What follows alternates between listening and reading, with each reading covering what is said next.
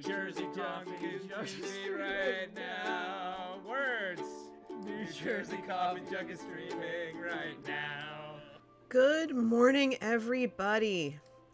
Good morning, good morning, good morning. Happy Sunday, one and all. NJ Coffee Junkie here, coming to you from the great state of New Jersey.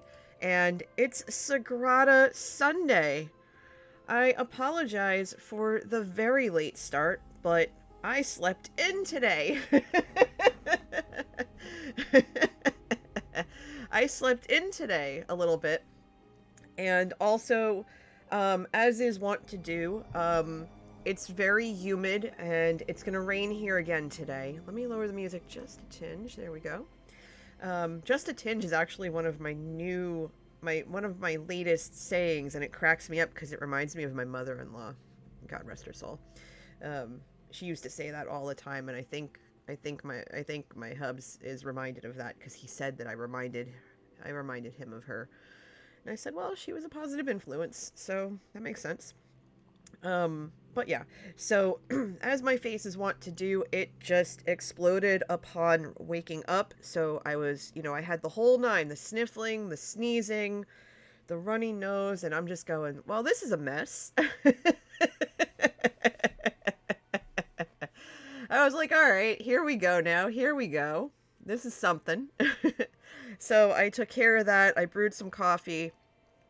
I got to say good morning to Manatee because he was up before I was a little bit. So we talked for a little bit, and I said, I'll see you in a couple of hours. I love that man. He's so patient with me.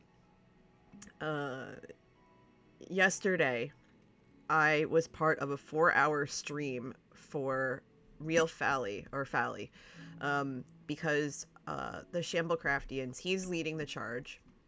We are doing something called Shamble Pride. And if you hit exclamation point Shamble Pride, SHAMBLEPRIDE, you will get the donation link because I am fundraising, continuing the fundraising for the Trevor Project. That is the charity that Fally chose. And the group of us, we were there yesterday for 4 hours, and we were building Pride Park. And if the server is up on Tuesday night for my normal stream, I will... Oh, I'm good, Lady Amelia. We're talking right now. We're good. So the park is up. So if the server is up, because they're doing some maintenance on it this week, then on Tuesday night at 9 p.m., I will take you on a tour of Pride Park because we will still be streaming, we'll still be fundraising till the end of the month. Now, here's the thing. Yesterday, during that 4-hour stream, Fally was trying to get us to $1,500. And he said that if he gets to $1,500, that he would dye his hair purple. Now, we didn't get to $1,500, but we did get to at least 1,000. And the 1,000 was where he would eat lemons, or half a lemon, or whatever it was, live on stream. And in a private Discord conversation, because I won't show my face on camera, I had to eat black licorice. I don't go near black licorice. I hate black licorice. Even though I like anise, I hate black licorice.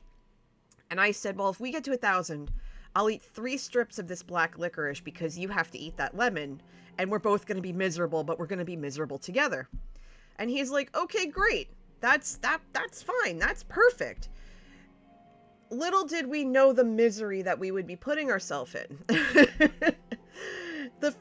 I just was so confused by the first bite. And I went, this is terrible.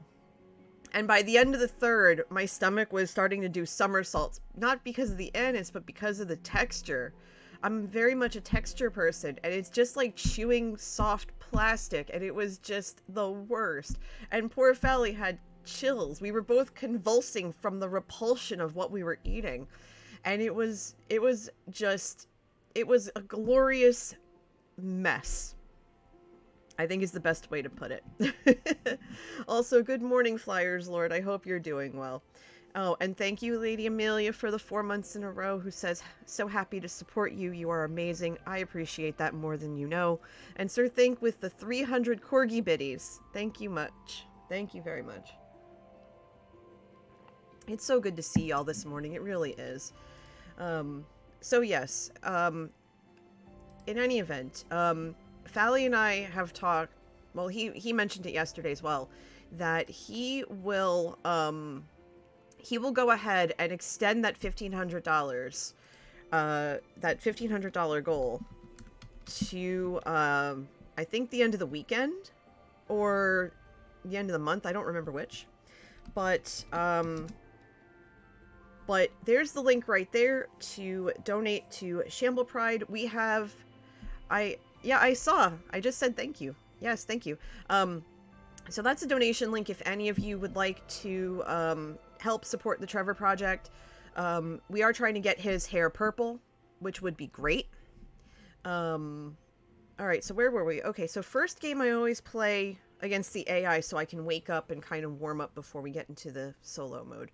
So let me do that, and I'm just gonna go ahead. Let's see, should I should I challenge, that's a better word, should I challenge myself with Water of Life for that nice blue strip right there? Or should I go with Kaleidoscopic Dream? Ooh, or Bellsguard. You know, I'm gonna start slow. I'm gonna play Bellsguard. Now the first game I always pick my board, but after that, you always get your boards. You always get to pick the boards, so that's totally fine. So let's get into a game, and we'll continue talking. As I realize I'm going through this, and I always explain everything the first game. Well, on the previous screen, you saw that I have Shades of Blue, a card that said Shades of Blue on it. That is my private objective. So I'll be looking for blue dice throughout the game in order to gain bonus points, because what's shown on the dice that are in the board will be extra points. And the goal is to create a stained glass window. It's a 20 square grid. It's 5 by 4 or 4 by 5, depending on how you look at it, with height and width. And so you're trying to get as many points as possible, and you're playing, in this case, I'm playing against 3 other players. And I have 3 tools with which to work. Corkback Straight Edge, which will allow me to select a die. We call it, the game calls it drafting. Then place it in a spot that is not adjacent to another die. You must obey all other placement restrictions. This is a great early game tool because, for the most part, you're not going to have the entire board connected from one way or another until about maybe 2 or 3 turns in. Lathkin, move exactly 2 dice, obeying all placement restrictions. That's a great mid-game tool when you still have enough wiggle room to move stuff around. And then Glazing Hammer, reroll all dice in the draft pool. This may only be used on your second turn before drafting. This is a great, you're going first or fourth mid to late game when you need something specific. So those are my tools. Those are the tools we'll all be working with. And then we have our public objectives. These are things that every single player in the game will be attempting to get bonus points for. We have Shade Variety for 5 points, sets of 1 of each value anywhere, so 1 through 6. Medium shades and light shades. So for 2 points per pair, we have to look for 3s and 4s and 1s and 2s. Okay, great. So we don't have any placement. We don't have any placement objectives, which will make the game a lot easier to play, I think. BRB needs your coffee. Preach. I have my Bananas Foster coffee this morning, and let me tell you, it is doing the job. You want if you're going to drink coffee, you want a coffee that is going to do the work. You definitely want a coffee that's going to do the work. So there you go. You want to make sure it's good. And don't worry, I did everything I needed to do before stream. I saw my hubs and I took my medication and everything's good. So let's go. Alright, so let me explain the board to you. Howdy Zero, welcome on in. Make yourself at home. So let me explain the board to you. Now this game is based off of, well actually not based off of, but inspired by a real basilica in Spain called the Sagrada Familia. And so the goal is to recreate these beautiful stained glass windows, and that's what you see on the board in the middle. This will be our our canvas, if you will, to create this window. You see the turn. Let's see. You see the turns in up above, and with 4 players, it's a snake-like, or I think that's the best way to put it. Is a snake-like rotation. So it's 1, 2, 3, 4, 4, 3, 2, 1. This provides balance. This ensures that the first player doesn't automatically have the advantage, and it also allows for the last player to be able to catch up so that it's just even across the board. Underneath that, you see 1 through 10. This is called the round track. Hey, 8-Bit, good to see you. Long time no see. Oh, it's so good to see you, my friend. How are you? Welcome on in. Pull up a chair, get comfy.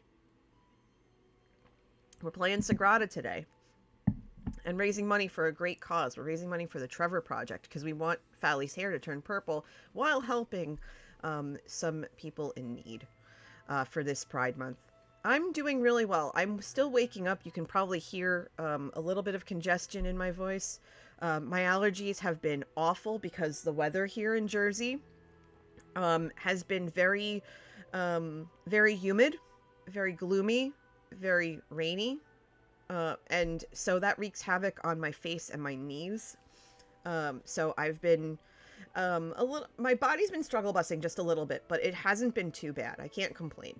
I'm still mobile. I can still walk around. But my face is just like, I just want your nose to run constantly. Although it's behaving itself, so that's a good thing. That's a good thing. So in any event, so this is the round track. Face and knees, not parts of the body that usually team up. Well, I'm a special case. My body is special. My body is very special indeed. All right, so the round track. This will be my last monster. Doc said no more caffeine. Ooh, oh, Lady Amelia. I can recommend some very nice teas for you if you need to lay off the caffeine. Also, you're gonna want to avoid decaf coffee. I would ask the doctor if that's okay, because decaf coffee still has a little bit of caffeine in it. So, yeah, and Monster Energy is just terrible in and of itself, in my opinion. Like all the energy drinks are. So, yeah, that's probably a better idea. I would talk to your doctor about alternatives, and then if he recommends herbal teas and stuff like that, I can recommend a couple of really nice ones for you. Because I love tea as much as I love coffee. I just drink more coffee than tea. So, okay, the round track. So you see 1 through 10 labeled above. And so what happens is, at the end of each round, any dice that aren't used are placed into the round track to signify the end of the round and the beginning of the next one. And there are 10 rounds in the game. That allows for enough dice to be placed, because you're placing essentially 2 dice per round if all goes well. And so with a 20 grid board, you're going to have 10 rounds because, 2 times 10 is 20. Over here on the left, above the sideboard here, are 3 diamond-shaped items, and these are the favor tokens. They not only illustrate the difficulty of the chosen board, which ranges from 3 to 6, but also are the tools or the means with which to pay for the tools down at the bottom below. And I will explain the tools in just a second. I mean, I've told you what they are, but I'll explain how to pay for them and stuff like that in just a second.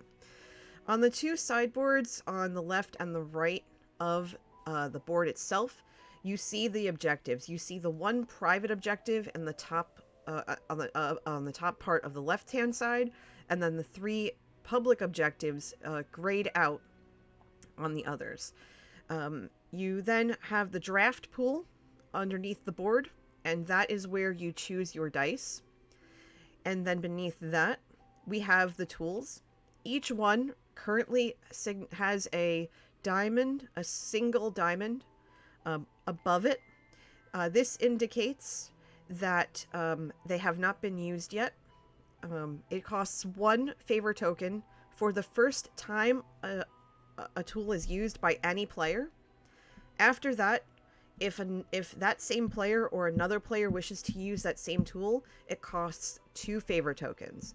And so since I chose a board with a lower difficulty, I have to be very, very careful about which tools I use, because I'll only have maybe 2 opportunities to use a tool. If I don't use any tools this game, then those 3 favor tokens will be 3 bonus points at the end of the game. So let's get started. We have a red 4 and 1, a yellow 2 and 1, a blue 5, a purple 4, 2 and 1. Okay, so we have 4 of the 5 colors here. Now here's how the board works. We have this pattern here. You'll see that there are colors and there are numbered pips, numbered spots on the board, or value spots on the board. These are called restrictions. And so, for example, for this blue 5, I can place it in this spot right here on the top left, which is blue, and I can place it in the 5 spot, which is the second spot from the bottom in the second left-hand column. So that it excuse me, I must still be waking up because I can usually explain this smoother than this. Please, I hope you're laughing with me, because I'm just...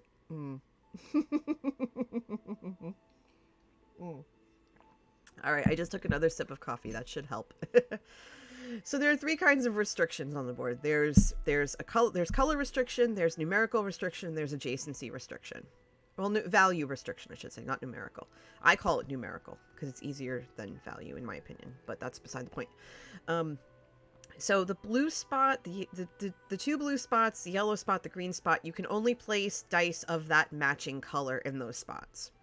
Likewise, with the value restriction, you can only place dice matching that number in those spots. So I can't take the red 4 and put it in this 6 spot next to the blue on the top left, because, well, you need to put a 6 there. So there's that. And then adjacency is where if I have a blue 6 and I place it in that top left corner, I can't place another 6 next to it, because they're both 6s, and so you can't, they'd be adjacent to one another. That's a no-no. Likewise, if I had a blue 6 here in the 6th spot and I wanted to put a blue 3 below it, I couldn't do that because they're both blue. So I have to keep that in mind as I play. Now the final thing is that on the very first turn, you can only utilize the area around the perimeter of the board. So you're working from the perimeter and working your way in or out, as the case may be. So looking at this, we have a red 4, we have the red 1, etc., and we're looking for blue. So my mind automatically says I want that blue 5. So I'm going to take that blue 5 and I'm going to put it right in this corner, because I can do that. That'll give me 5 points. Now, if I wanted to make it a little bit easier, I could go ahead and put the 5 down here instead, which is actually probably the better play, because even though I'm surrounded by restrictions, there are enough items here where I'd be able to still work my way out from this. If I put this in the top left corner, I'll only be able to work my way down, and that's not going to help, because I'll have a wall of restrictions. As opposed to what I see in front of me, I can work around that. So I think that's what I'm going to do. Now I could also go ahead and use Corkback Straight Edge, which we talked about earlier, as a means with which to excuse me, as a means with which to place die not adjacent to the board. So if I have to next turn, I could definitely use that. And they left us with all the ones. They left us with the red one, the yellow one, and the purple one. So it doesn't matter which one I pick. I think I'm going to take the purple one because, you know, purple, we had, I think it was last week, we could not find purple. I think it was. We couldn't find purple to save our souls. So Let's just go with that. Let's go with that. And that's fine. So the red one goes in the track. That signified that the turn is over, the round is over. And we have a new set of things here. We have a new set of dice. So what are we looking at this round? We are looking at a red 6 and 3. We're looking at a yellow 3 and 3 1s. I'm not kidding. 3 yellow 1s. I have never seen that. I have not seen that. I have not seen that many single color ones ever that I can remember while playing this game. There's also a green 4 and 2 and a purple 5. So unfortunately, we don't have blue. We don't have blue in this setup, we don't have blue in this round, which is fine. While I put the donation link for for Shamble Pride in the chat for you. Like I said, I am continuing my efforts to help Shamble Pride. That is the Minecraft. Shamblecraft is the Minecraft server that I primarily play on, and we are fundraising for the Trevor Project. If we can get to $1,500, then we can definitely we can definitely get to Fally turning his hair green. We're currently at $1,138.41. So we're almost there, y'all. We are almost there. And I wish that I had, I don't have the overlay, or else I would have put that in there, but that's fine. That's totally fine. It's okay. All right. So what are we going to do? What are we going to do? Let's see. I want to take the red 6. Mahi says the green 2. Part of me almost wants to put the purple 5 over here too, to kind of break through as well. Because I'm only going to have 2 dice left over. But you know what, Mahi Zero? Let's do that. Let's put the green 2 in there. Let's see what comes back to us, because we're only going to have 2 dice returned to us at the end of the round. So let's see.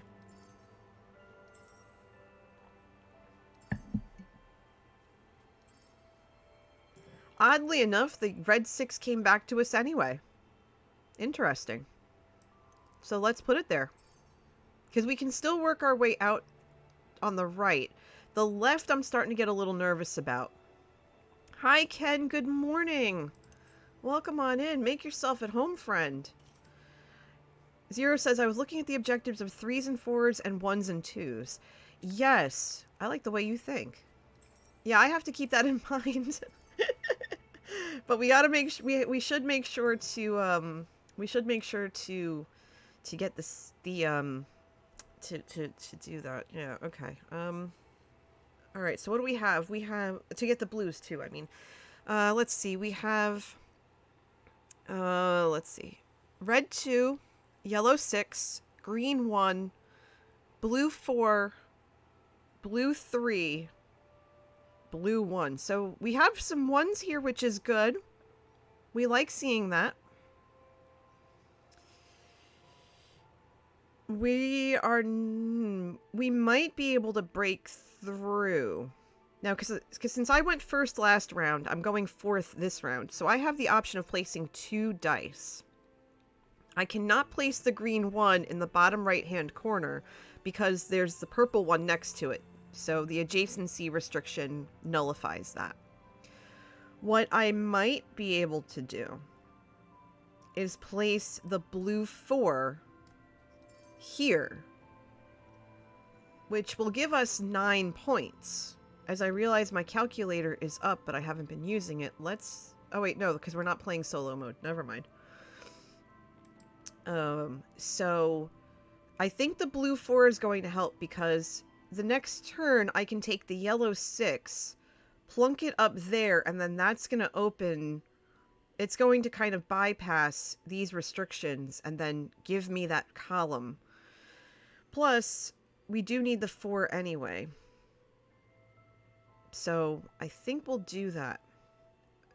We also do need to get some 3s in here too, because we have 1, 2, 4, 5, and 6. But I can't place that 3 yet. I can't place that 3 yet. I mean, actually, no, technically I could. I could take the 3 and put it here or here. I could do that. I can't put it here. I can't put it here yet. So, what do you think we should do? Should we take the yellow 6 and put it up here next to the blue, since this can't be a 6 anyway, because this is a 6 restriction? Or should we take the blue 3 and put it up over here, or here, next to the green, adjacent to the green 2? What do you think, chat? What should we do?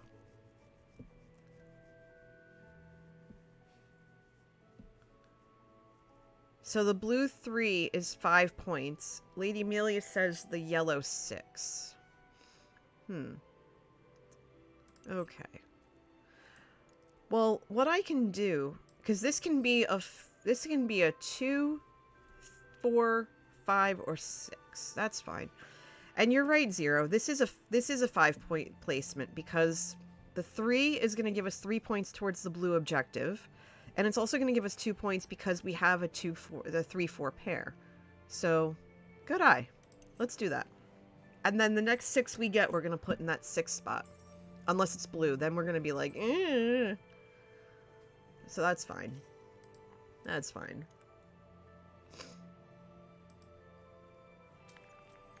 Oh, look at that. We've got some good blue right there. But no 6s, so that's a little disconcerting. But we do have, let's see, we have a red 4, a yellow 4, a green 1, so we can't use that green spot yet. 2 blue 5s and a 4, and a purple 2. Yep, I see the blue 5, and I place it in this 5 spot, because now that's going to open all of this up. And we would have to put the other 5, if we get it, down here. I can't put anything here or here because of the 2 adjacencies, but I could put something here for sure. Or the red or the yellow 4. That too. We can do that too. Let's see if the blues come back. Okay, so the 5 didn't come back. But the 4 did. So we know right now that we have 3 spots left for blue because of adjacency restrictions. We have 3 spots for blue. So we have to keep that in mind. We do need this 4 filled in. So I think we'll go ahead. We'll place the red 4 because we can just get it. We'll get up here eventually. Because we have this spot for blue, that spot for blue, that spot for blue. That's fine. That totally works. So let's do that.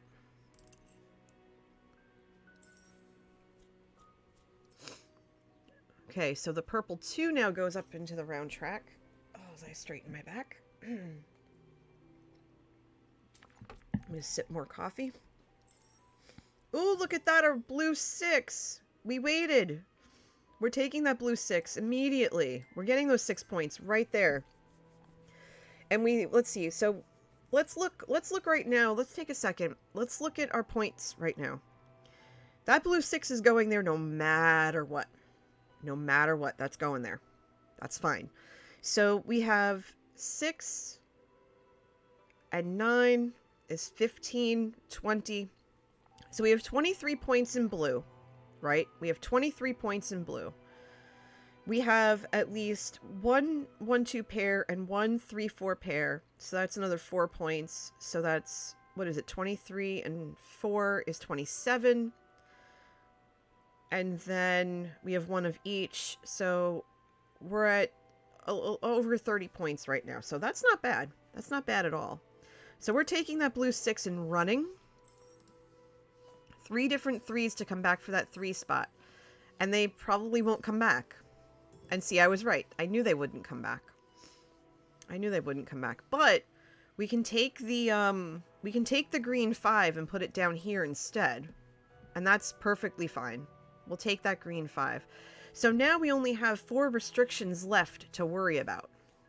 And the restrictions, you want to try and fill those in first, because when you have them later game, it makes the board so much more difficult to fill in, because you're restricted And you have to absolutely fill that stuff in. Okay. So we don't have a blue. We don't have a blue right now. That's fine. And we have to remember to keep this spot here. I don't know if you can see my cursor or not. You should be able to. But yeah, you can see my cursor. So there's this spot right here to the above the 4 to the right that we have to keep there. Let's see. Lady Amelia says the purple 6. We can totally put the purple 6 here. We can. That'll get rid of that restriction. And whatever 3s come back, we can fill that in since we don't have a blue. I think that would be fine. We could also put something over here next to the 4 because we want to make sure to get to that yellow restriction and fill that in. But we do need, but you are right, we do need more 3s. We really do. We need more 3s. Will they come back to us is the question. And they will because there's nothing but 3s. So let's see, we have the green 3 and the red 3. It honestly does not matter. We'll put the red 3 here for aesthetics. And so we could use some 4s. We could. But now we're able to get to that blue restriction. So it's round 7 and we only have a blue restriction and a yellow restriction left. And that, oh, that blue is a 6. Ooh, okay, I know what we're doing. If it comes back. Oh, it's coming to us. Yes. So here's what we're going to do. We're taking the blue 6 immediately. Because that's an extra 6 points. Because we can't put the 6 here. We can't. So we're going to take that and run. And then now what we can do is we can take one of the yellow here, which I'm going to take the 3.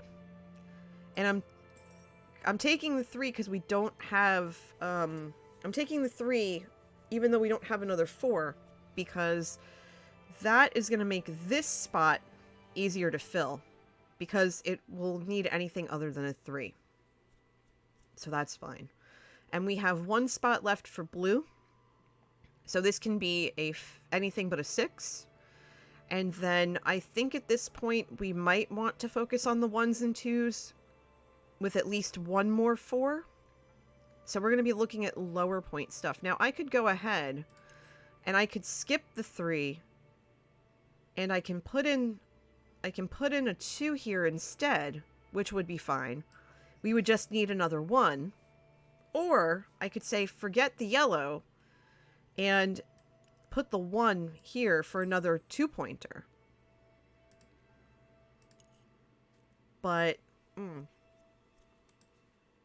all right, y'all are saying the 3. All right, we'll take the 3. We'll take the 3 and run.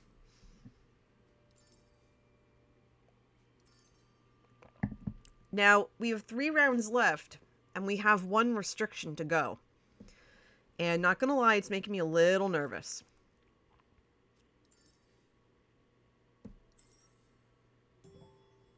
Okay, so we have to put something... That blue would have been so good. That blue would have been so good. Now, I could actually... Blue 3 because, yeah, So what I could actually do... Because this has to be a blue...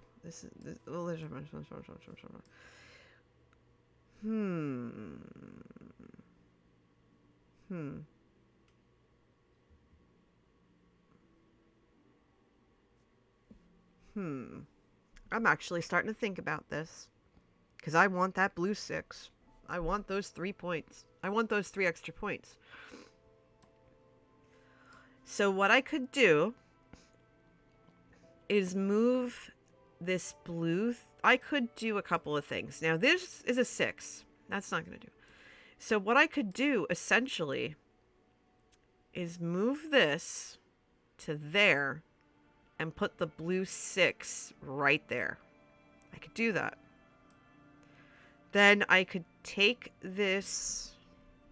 What could I take? What could I take?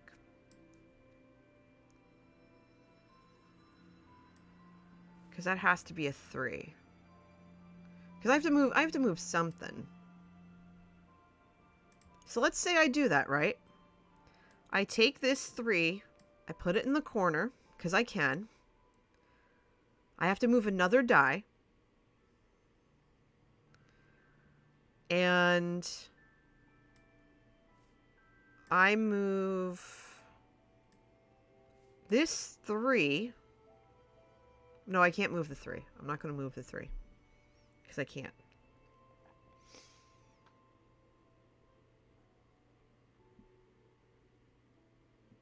I could move this 5 to up here and then put the other 5 in there instead on my second turn if I get it.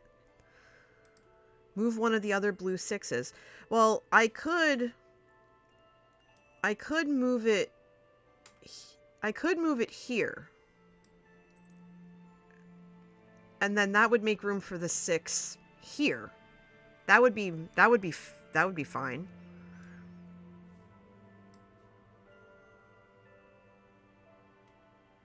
Yeah, I think that's I think this is going to be the play.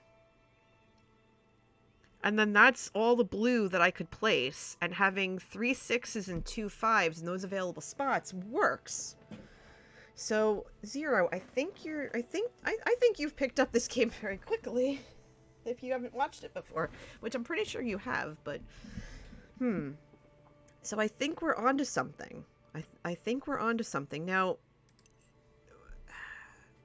oh, I wanted that green 1 too. So we're not going to be able to place the blue 1. But we really do need 1s. We have... So it's 4 times 5. So we essentially have 4 of each. There are 5 6s on the board. So we know that we're not going to...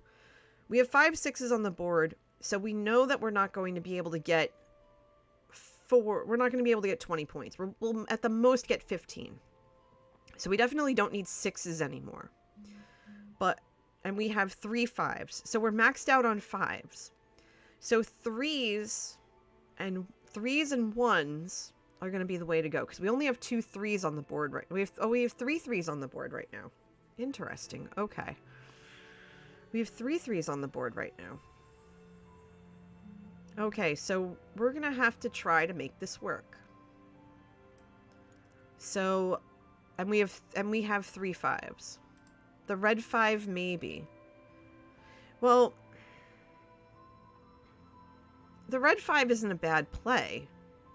I was thinking about the 3 here to try and, since we can't use the 1, I was thinking the 3, because if we get some 4s, if we get at least one more 4 or a bunch of 1s, because we only have 1 2, so I'm thinking of 4s and 3s at this point, because before I hit accept, we have 3 3s and a single 4. We're gonna only get one more 4 out of this. So, and we only have 1 1 2 pair. So we're kind of limited. And Lady Amelia is saying no. Hey, Garbage, good morning. Oh. Well, no, because there's a 4 here and here. And you can't put a 4 next to the 4. So if I put a 4 here or here, I can't put a 4 here. So there's only one spot that's logically for 4. Unless I use this again and move some stuff around. So the 3, for now, is our best bet. Because the 5s aren't going to do us any favors, because we already have 3 5s. So we'll most likely get 10 points out of that, and that's fine. Plus, I just noticed that they have a purple restriction left. So we took away an option for a purple. So, yay. Alright, what do we have here? We have a red 3, a yellow 4, a green 4 and 2, a blue 5 and 1, and 2 purple 1s. Well, we want the 2 and we want the 4. Well, the 1 4 we definitely want. So, Lady Amelia is saying green 4. So let's put that green 4 here. That's definitely going to give us another 2 points. And then the green 2 we can put up here if it comes back to us, which it just might. If it doesn't, then we're going to definitely use one of the purple ones, because something's going to come back to us. We just have to see exactly what it is.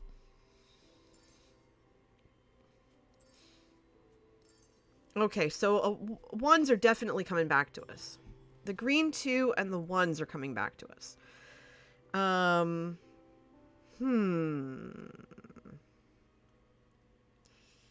Interesting. I'm going to use the purple 1. Because if 2s come to us, we'll be able to put them in. And because 4s aren't going to do us any favors. And if another 2 comes in, that's fine. If 1s come in, we'll still make it work. So I'm not overly concerned. Well, I'm not gonna hope for anything because, ooh, Alfonso. Nope. Alfonso is going to have a subtraction at the end of the game. Alfonso's stuck. Okay, so what the heck we're looking at a whole lot of mess. We're looking at a red 4 and 1. We're looking at 2 blue 6s, a blue 5 and 2. A purple 6, 4, and 3.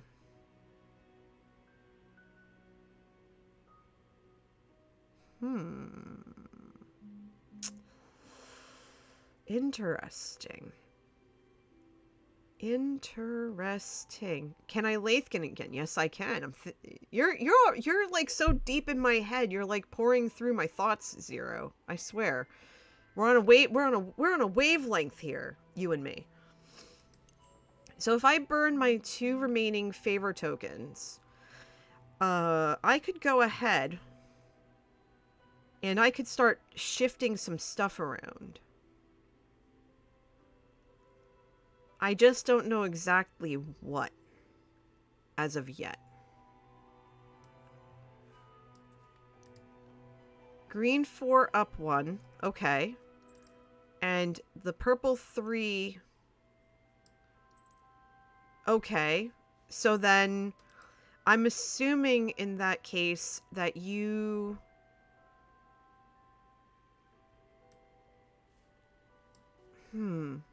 Okay, so if I do that, then you want the purple 4 here, where P3 was. Okay, so then depending on what comes back to us,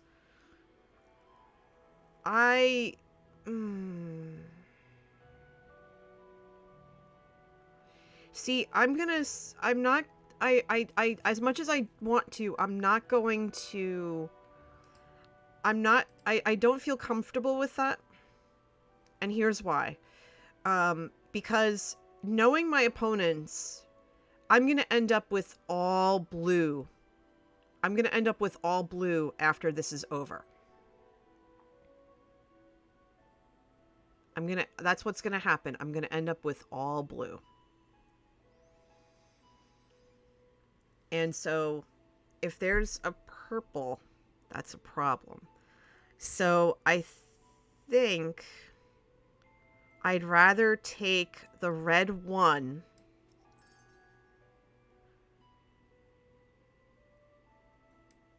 because let's see, Teresa's not going to be... Teresa's going to probably use the blue or the red, right?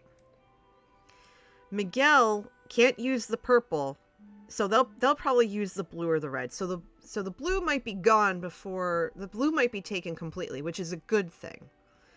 Now, Alfonso's definitely going to take a purple to get rid of that restriction. But they could also take the red. So I have a feeling that I'm still going to end up with blue somehow. I'm worried that I'm going to end up with blue. So I am extremely nervous. Now, if I didn't do any of that, right? Like, if I kept this like that, and I took the red 4... Hold on. If I took... Stop it! If I took the red 1 anyway, I can still do the stuff that you did, but I would want to keep this just in case. Because I want them to be fooled. Even though it's AI, I know, but still. I can still use Lathkin and move stuff around and still do what you asked. But I need to see what's going to come back first. Because I can't really do much otherwise. And plus...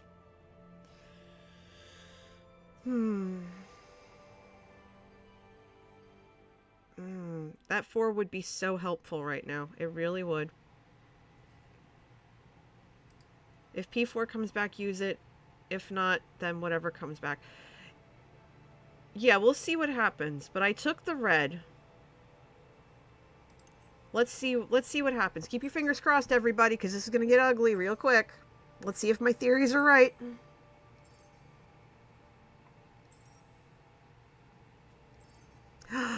Well, would you look at that?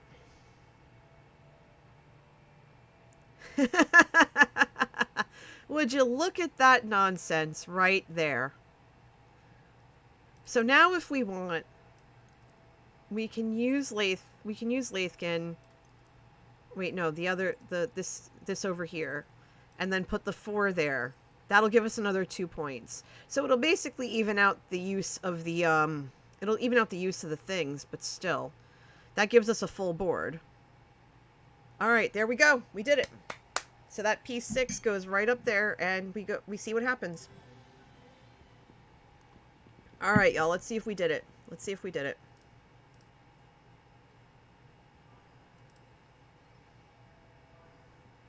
Okay, so we only were able to get 1. Interesting.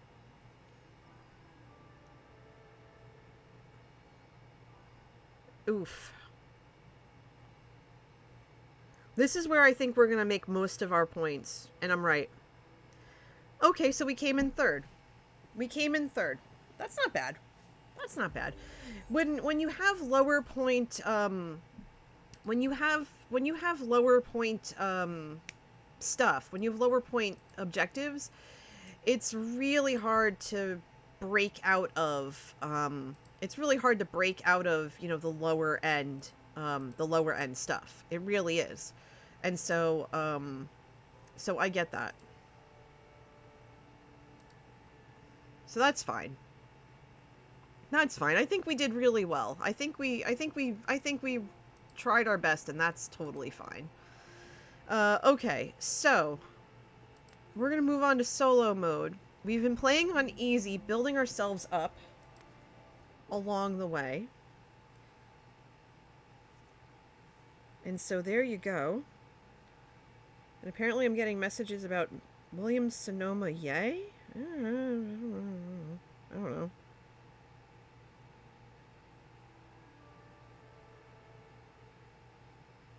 Alright, well there we go. So here in solo mode, I have 2 options, either looking for, or 2 different private objectives, either red or green in this case. Either red or green. And so I'll be looking for those kind of dice, that color dice rather, during this game. Now I'm playing by myself, and there are obviously some differences, and I'll explain what they are before the game starts. But before that, I'm going to set up a poll like I do for every game I play. And I would love for you, if I could spell these right. I cannot spell today at all. It's fine. It's okay. So what I'm going to do is I'm creating a poll right now. And I want you to tell me which board we're going to play next. And you're going to see that the names and then the difficulty level from 3 to 6 right next to it. So we have Aurora Magnificus at a level 5 difficulty, so it's one of the harder boards. We have Lux Mundi for 6. We saw that come up often last week. We have Chromatic Splendor at 4, and we have Fractal Drops for 3 difficulty. So I'm going to give you all a minute, And you can totally use your coffee beans, which are the channel points here. You can use your bits to augment the vote in your favor. And Chromatic Splendor automatically is coming through the gate with Fractal Drops hot on its heels with a 50-50% vote here. Fractal Drops pulling out ahead, Chromatic Splendor falling behind, 75-25. Fractal Drops just running away with it. Lux Mundi and Aurora Magnificus don't have a chance. No, wait, Lux Mundi is coming out and catching up to, or trying to catch up with Chromatic Splendor. Fractal Drops starting to fall a little bit.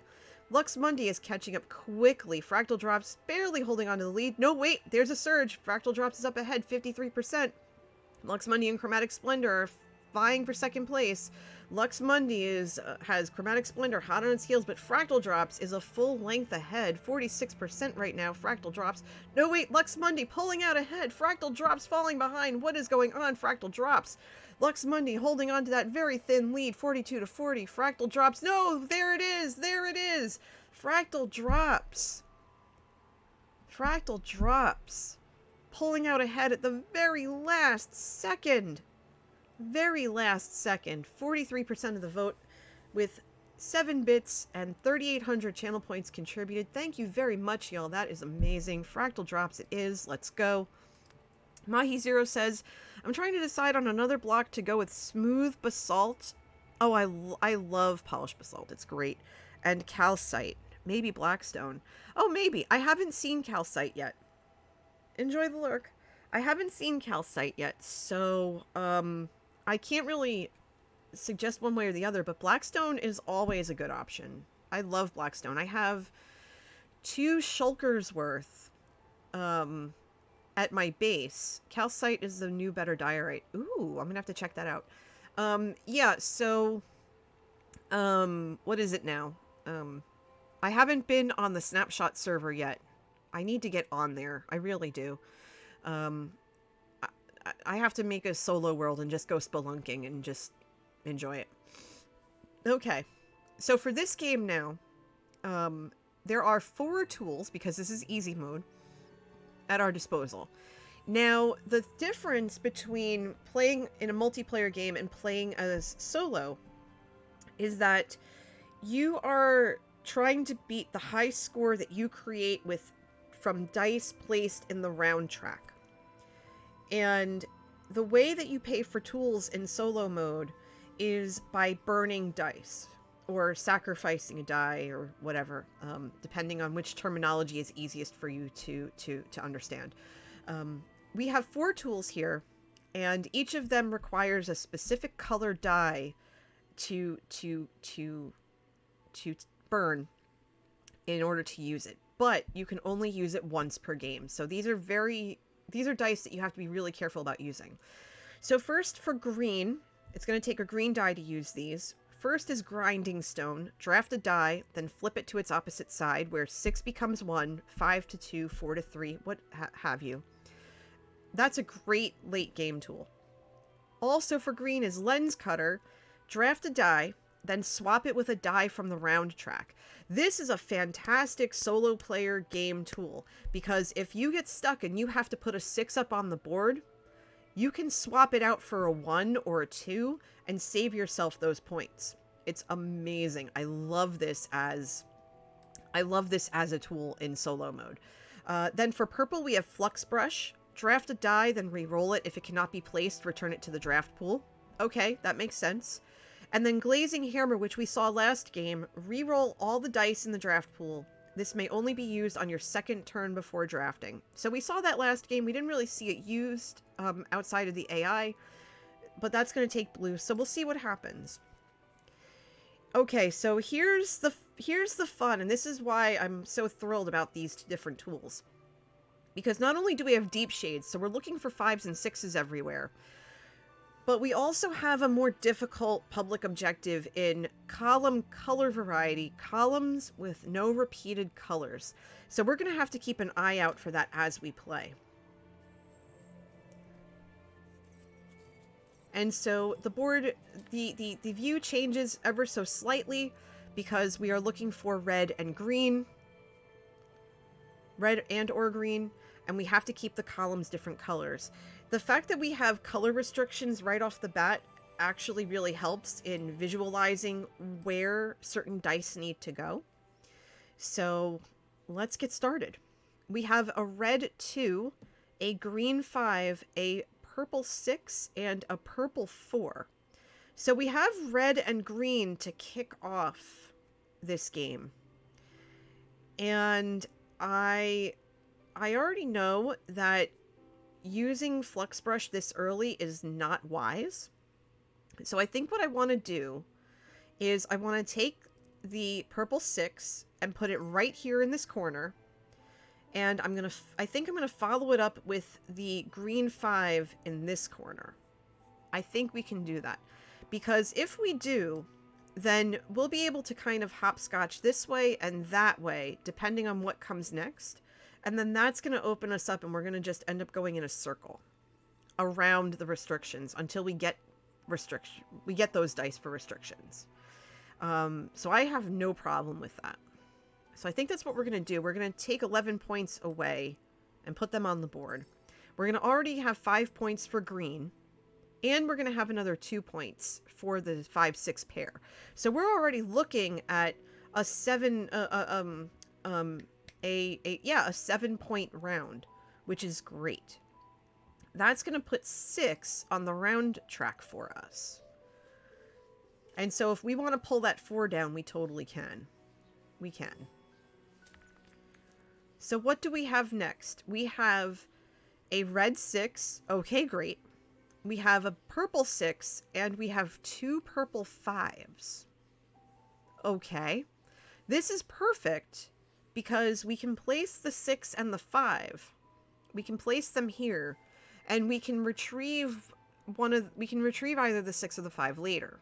Because again, we want to keep the point value on the round track as low as possible. So if we place the purple 5 here... Actually, wait. No, we can't. Oh, that's awkward. Well, isn't that just a kick in the pants? Okay, then. Okay, then. That's awkward as heck. Huh. But not terrible. Because another thing that we can do is we can place the red 6 here, right? And we can place the purple 6 up here and basically hopscotch it. We can hopscotch it.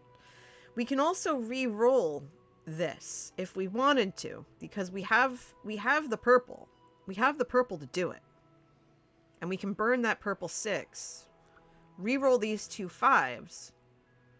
Although I don't want to use it that early. We can work around it.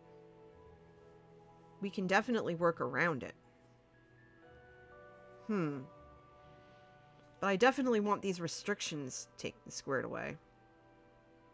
And we're not restricted by value, so that's good too.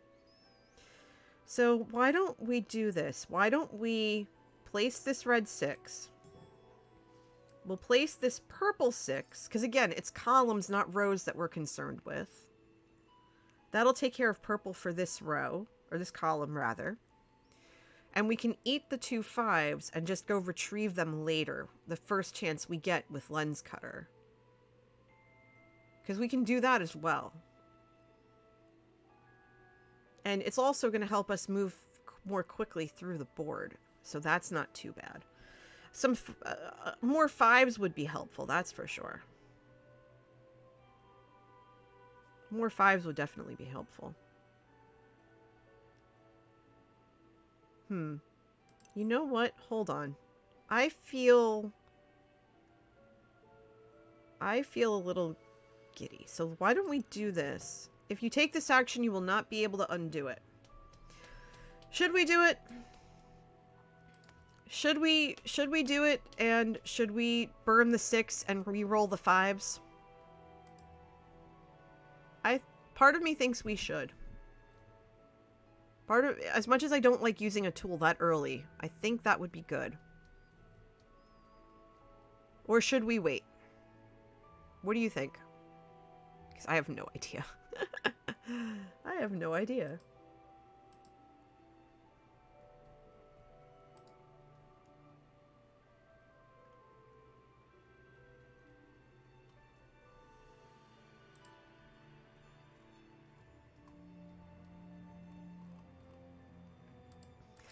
And for those of you just joining, I am helping with Shamble Pride this weekend. I am helping raise money for the Trevor Project.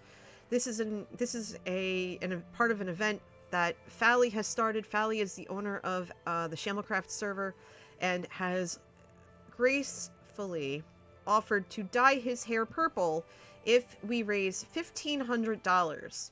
And right now we are at $1,138.41. There are also some rewards that you get. For this, we have you can have a custom tree, a custom pavilion, we do have some custom Minecraft skins made by the amazing Space Dorito 49. So if you would be so kind to check out the link, or if you are unable to donate, that's perfectly fine. Help us spread the word so that we can fundraise for this amazing cause together. Thank you so much. Okay, so where were we? You know what? I think I'm going to live a little. I'm going to burn the purple. I'm going to burn the 6. Pick this 5, re-roll it. It becomes a 1, which is worse. But not terrible. We should have just done the thing. That's fine. You know what? It was worth a shot. We tried. We got it out of the way. We're going to end up with putting 5 points on the round track, and that's fine. So let me add that to the total. So that's 11. So we went from it potentially being, 20 points to 5. So that's not bad. We have a red 6, a yellow 4, a yellow 3, and a yellow 2. That's a lot of yellows. Holy biscuits. I really like that red 6. And I want that red 6 to be somewhere, but it can't be there. That's unfortunate. So what we're going to do is we are going to place this yellow 4 here. And that's going to take care of yellow for this column. And then we'll place the yellow 2 here. That's going to take care of yellow for that column. Or we can place the yellow 3 here as well. That'll help us get to the blue. So I think that wouldn't be a bad option as well. So let's do that. Yeah, I could also place the red 6 here. That'll give us 12 points for red. And open us up, and that means that this column will basically be done. So we could do that as well. Again, apologies if I sound super sniffly. My allergies have been just absolutely garbage the last couple of days, and today is no exception. I will try not to sniffle too much. Why don't we do that instead? That'll solve red for this. So we can put a red here or here, and that'll be fine. That's going to give us 12 points. And we'll boot 5 up. So, let's see. So, wait, hold on. We had, let's see. We had 6, 5, and 5. So, 6 plus 5 plus 5. We are at 21 right now. And we are also now looking at a yellow 3, a green 2, and 2 blue 3s. Okay. Interesting.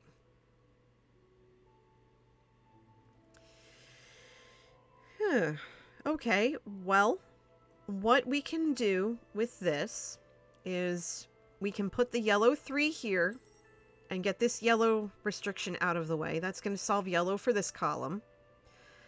And I think what we can do also is take this green 2 and we can put it here. We can put it here. We can put it here, here, or here. So we have three options, ideally, of what we can do with that green 2. Because we can't really place the blue 3 here. We could place the blue 3 here or here as well. So, and I think we're going to end up focusing on red because, green, even though we can look at green, we already have more than double the red right now, so it might not be worth it. So let's play that 3. And let's get this blue 3 in there. And that's going to put 5 on the round track. So now we're at 26. We're at the halfway point and we're at 26. Which is high, but not terrible. And we have a yellow 6, a green 4, a blue 5, and a purple 2. Okay. Well, we can't place the purple 2 in this column anyway because there's already a purple here. So let's go ahead and place the purple 2 in this column to finish it off and be done with it. And that's going to give us 5 points right there, right off the bat. That's going to give us 5 points. And the next thing we can do is we can look at what we have left. We have the yellow 6, the green 4, and the blue 5. I think our best bet, as much as I don't want to put 11 points on the round track right now, because we don't exactly have a 6 up there yet. We do have some 5s, but that's beside the point. Is put this 4 here.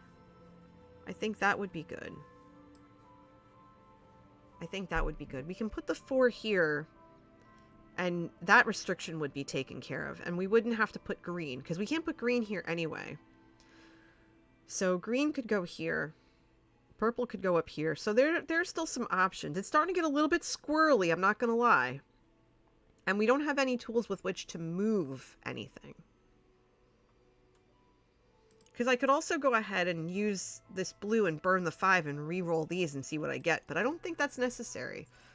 I can always come back for this later. I hope. So let's do that. I'm going to add 11 and cry. Because now we're at 37. We're at the halfway point and we're at 37. That is really high. That's high in my opinion. That's very high in my opinion. So... oof. Okay, big oof. Big, big, big, big oof. But not terrible. But not terrible. Not terrible. Okay, there we go. What do we have? We have a yellow 1. Okay, perfect. A green 3. A green 2. Oof. And a purple 3. Well, I kind of know what we can do here. We could easily take one of the greens and move and take something from the round. We can take that yellow 6 from the round track if we wanted to. But I want to play the yellow 1 right off the bat. That I think is fine. And get that 1 restriction out of the way. So let's do that. So we still have these 2s. We still have this 2 restriction. And again, we don't have anything to move or manipulate the board directly. So that's awkward as heck. Now, I could place either of these greens, which would be good, because right now we're at 9. And I could swap stuff out from the round track with lens cutter. I could also go ahead and burn the 3 die to make this a 5 and add 5 points towards the green total. I could do that too.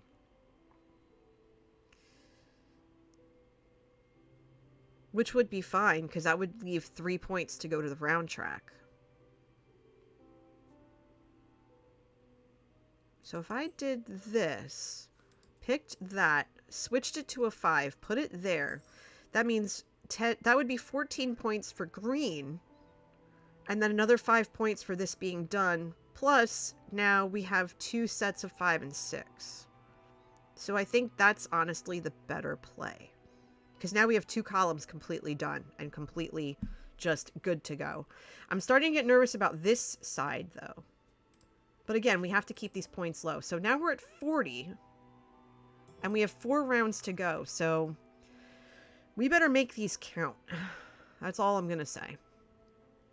Alright, so we have 3 reds and a blue. That's upsetting. Not going to lie. That's very upsetting. Because I can't place the blue in this restriction at all. I can't even place it here, so it's got to go here. So the blue restriction, if I played it, could only go here. That's it. Because I can't place it here or here because of the 3. I could place it here, but then there's a blue restriction here that would cut me off. So I think I'm going to have to do that. And then play the 6 here. And just, at this point, hope for the best. It's starting to get very ugly. And I don't like it one bit. But having this here, that gives me 18 for red. So right now, green and red are basically jockeying for position. I can put a green here, down at the bottom. I could put a green in one of these. I can put a green here and here. And that would be done with green. But red, I'm completely finished at this point. I'm completely done with red. So I have to hope that I don't get a full red batch, because that would really stink. I don't know what I would do if it was completely red. So let's add 8 to the round track. That's 48 now. And we have a red 5, a red 2, a yellow 5, and a purple 1. Okay, this is not terrible. The purple 1 we can put here to solidify this column, and then we can put the yellow 5 up here, and that would be that. So that this would have to be green, and this would have to be blue. If I put this here, this would have to be purple. And this, see, this would have to be green or blue. This would have to be, this would only have to be purple or green. Hold on, wait a minute. Stop. If I put this here, that means that this has to be yellow and only yellow. If I put this up here, well, no, if I put this here, this has to be purple and only purple. But if I put the yellow up here, this can be green. This can only be green. And if I put it here, that means this could only be purple. Oof. Well, actually, then that's fine. I can put that here. So then this would only be purple, because there's all 4 colors here. So let's put the yellow 5 there, and then we're going to put the purple 1, because this and this have to be purple anyway. So let's put the purple here to finish this column off. Let's just finish it off. Then this can be green or blue.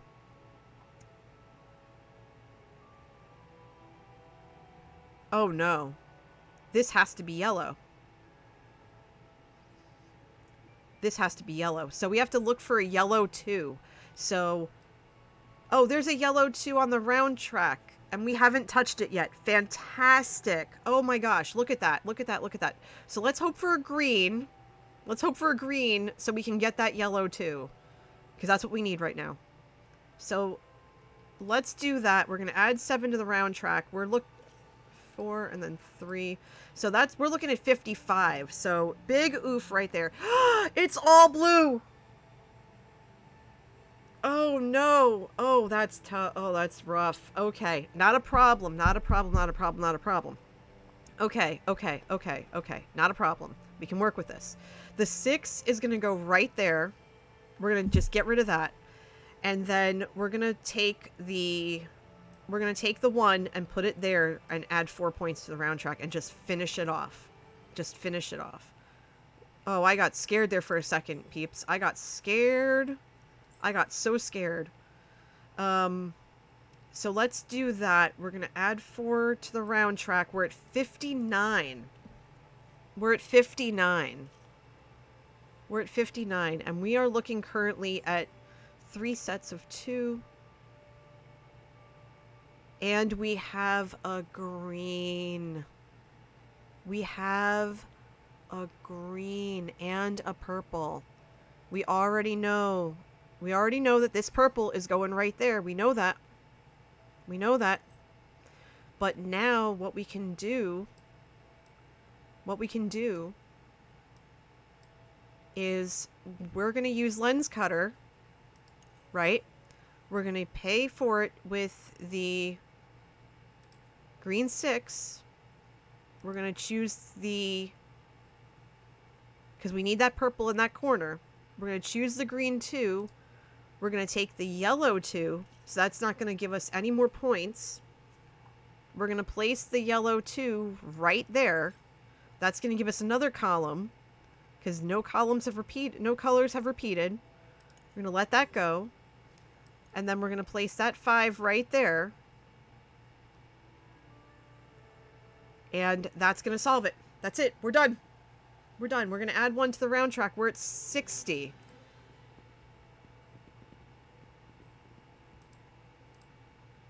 We're at 55. Oh, because we took something out. That's right. I thought we were at 60. So my math is off. Sorry about that. But that's even better. 3, 4, 5. Boom! Yes. We're at 33. Oh no, are you kidding me? We lost by 4? Oh, you gotta be kidding me. No. No. No, are you kidding me? Are you kidding me right now? We lost by 4. Oh, that's rough. No. No, no, no, no, no, no, no. But you know what, though? Look at this. Look at this. Look at this. Look at this. All right, hold on. We're going to back up. We managed together as a group to completely fill this board. We got all of the columns, the different colors. We were able to maximize that. And yeah, we had a little bit of divide and conquer with the red and green, but that happens. And honestly, I seriously think that we did super, super well. So I am super, super pleased. We did as well as we could. So let's go. So let's see. I'm going to continue.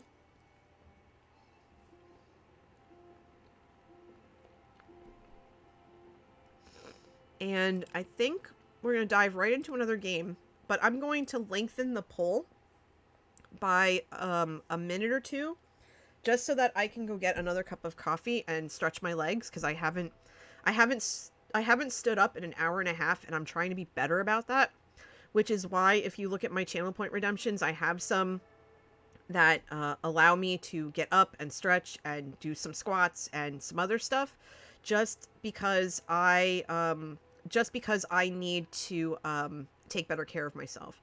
So what I'm going to do is I'm going to set up a 3-minute poll so that I can go make another cup of coffee and stuff like that. And I'm going to let you all choose which board we're going to play next. And so we have Gravitas, that's for 5, level 5 difficulty. Via Lux, which is for level 4 difficulty. Water of Life, which is, I think, a chat favorite. That's the highest difficulty of 6. And Fractal Drops, which we just played, makes a return at the lowest difficulty of 3. Don't forget that you can use your coffee beans and your bits to augment the vote. I will be right back. I'm going to go start another cup of coffee, but I appreciate you and I want to see what you come up with. And if for any reason the poll disappears before I come back, just please put it in chat for me. That would be great. So Gravitas, Via Lux, Water of Life, and Fractal Drops. Those are your choices. And we're going to be looking for purple and red this game. So let me know what you think.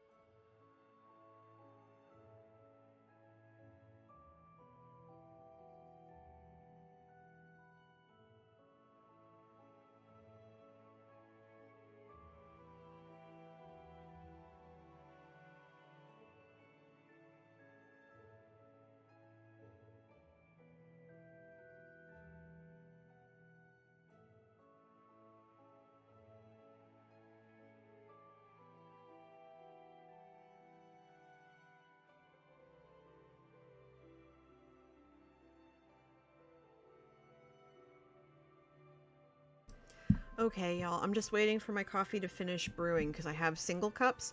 What was the thing that you picked? Because I was still out. I was still outside. I was still outside.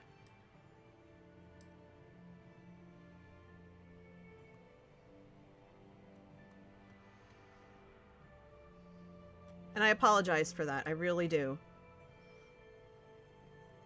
My coffee's not done brewing yet, and I'm just like, come on, coffee, you can do it. I believe in you. Have you ever talked to your coffee pot like that? Like, I believe in you. I believe in you. Oh, I think it's done. I'll be right back.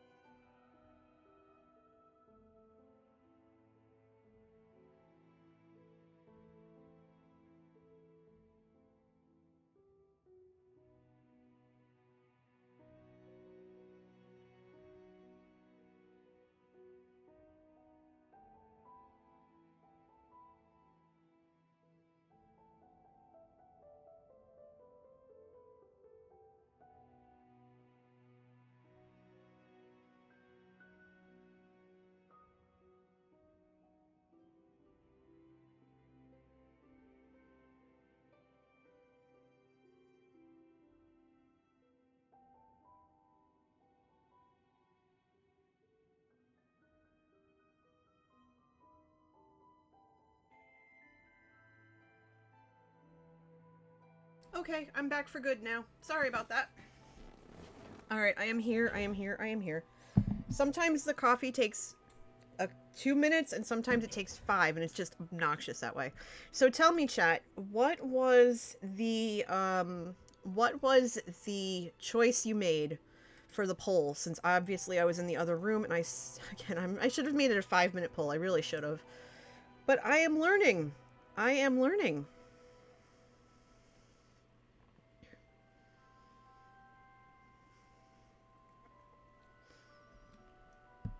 But I appreciate all of you. You know what? Hold on.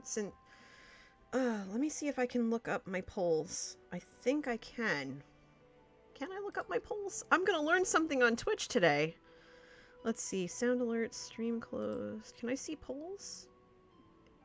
Manage your polls. Thank you. That's what I want. I would like to have my polls. Manage poll. View results.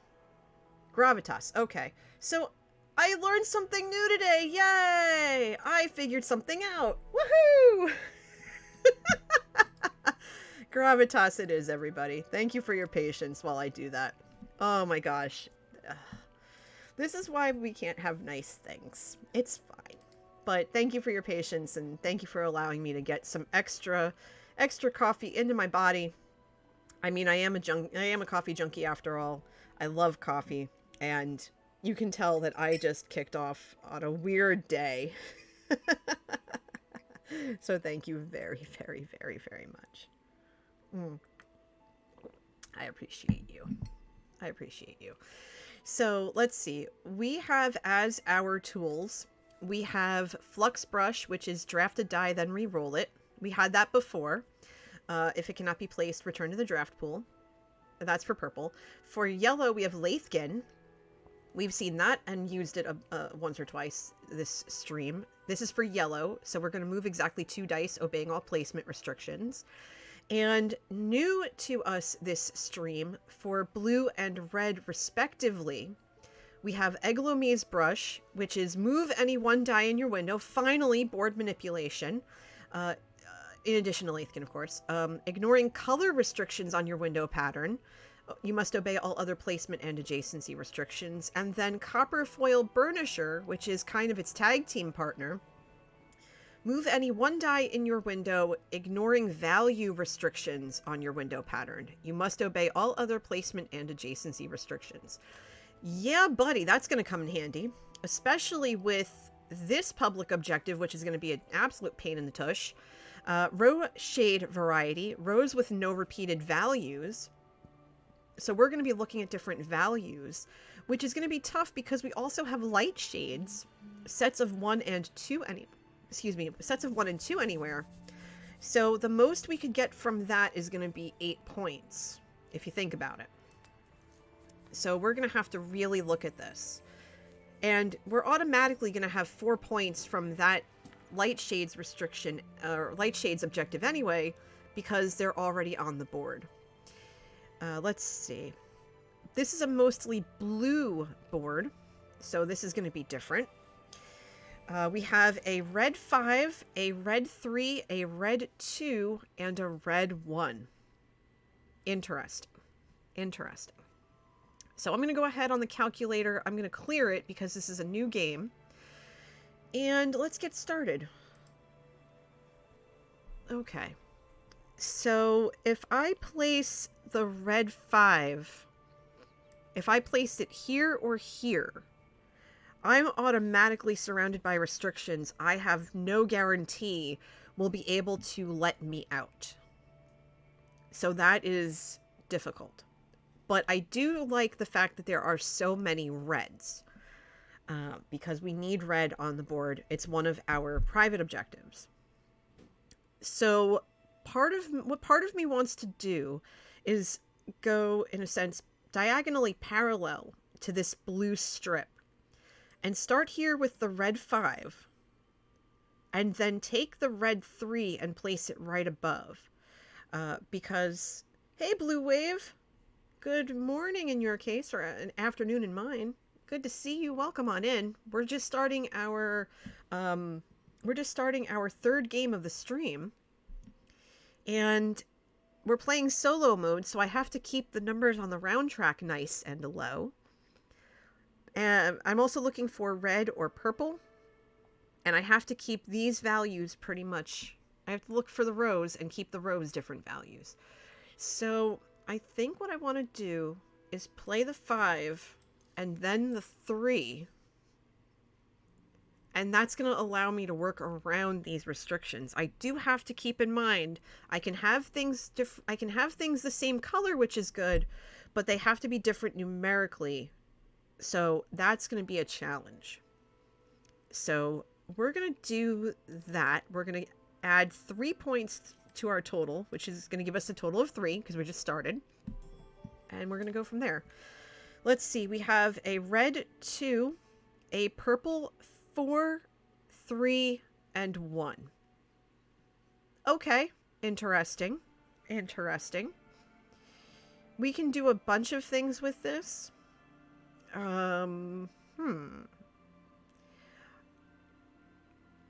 What I might want to do is place the purple 4 here, and then the red 2 here. That's going to open up this side. The purple 4 opens up that side. And that's going to take away some of the numerical restrictions, which is going to be easier. I'm starting to be concerned about the blue. We're really going to have to hope that we get some blue, and we're going to have to try to figure that out. And the red 3 being here, by the way, is not a bad thing, because a 3 cannot be here or here because of this 3. So that's more than fine. I could also go this way and travel up parallel to this as well, but I don't think that's going to do any favors. I think going up and out this way will actually help, because we're going to be able to touch upon a lot of open real estate, and that's going to help in the long run.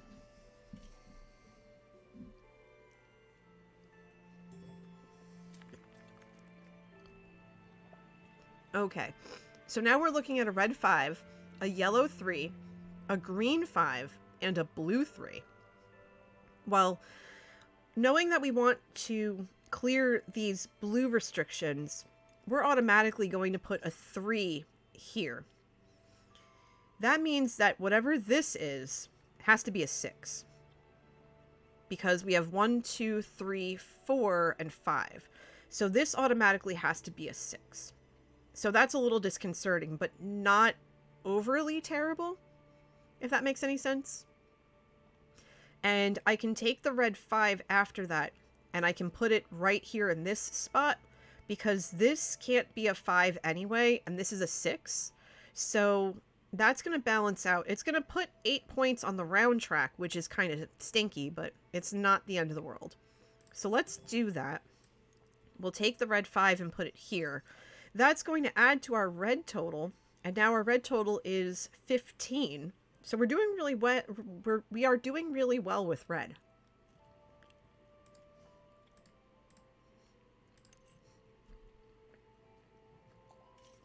So now we are 3 rounds in, and we're at 11. We're doing much, much better in that respect than we were last game. What do we have here, though? We have a red 2 and 1. We have a yellow 5 and a blue 2. Well, we know that the blue 2 can only go in this blue spot up here if we were going to place it, because there's a 2 here, and so these 2 adjacent spots to it are basically null and void. So one of the things that we can do is, well, we can also place a blue 2 here as well, so we don't have to necessarily overextend ourselves in that respect. So what we might want to do in this instance, because again, we have to keep the rows different value-wise or numerically, and we are still looking for the 1s and 2s. I'm not forgetting about that. What we can do is we can do a couple of things. We can take the red 1 and put it up here. That's going to give us the 1-2 pair, and it's going to add 1 for the red. And then we can take the blue 2 and put it here because, well, that's fine. It's a 2. It's going to fill in that 2 spot, and that works. Because we can't use the red 2 in this row, and we're not high enough yet to get to this spot. We haven't opened this spot up yet, so we want to be more careful about that. So let's do that. We can take the yellow 5, but no, we're going to take the blue 2. We said we were going to take the blue 2, and we'll just solve that and add 7. For those of you just coming in, we're at 18 points. I'm playing solo mode of Sagrada, which is inspired by a real basilica in Spain called Sagrada Familia.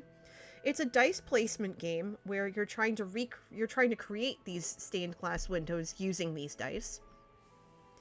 And people have described it as something akin to Sudoku, and it definitely has that challenging quality to it. There is strategy involved, and when you play with other people, there's an added layer.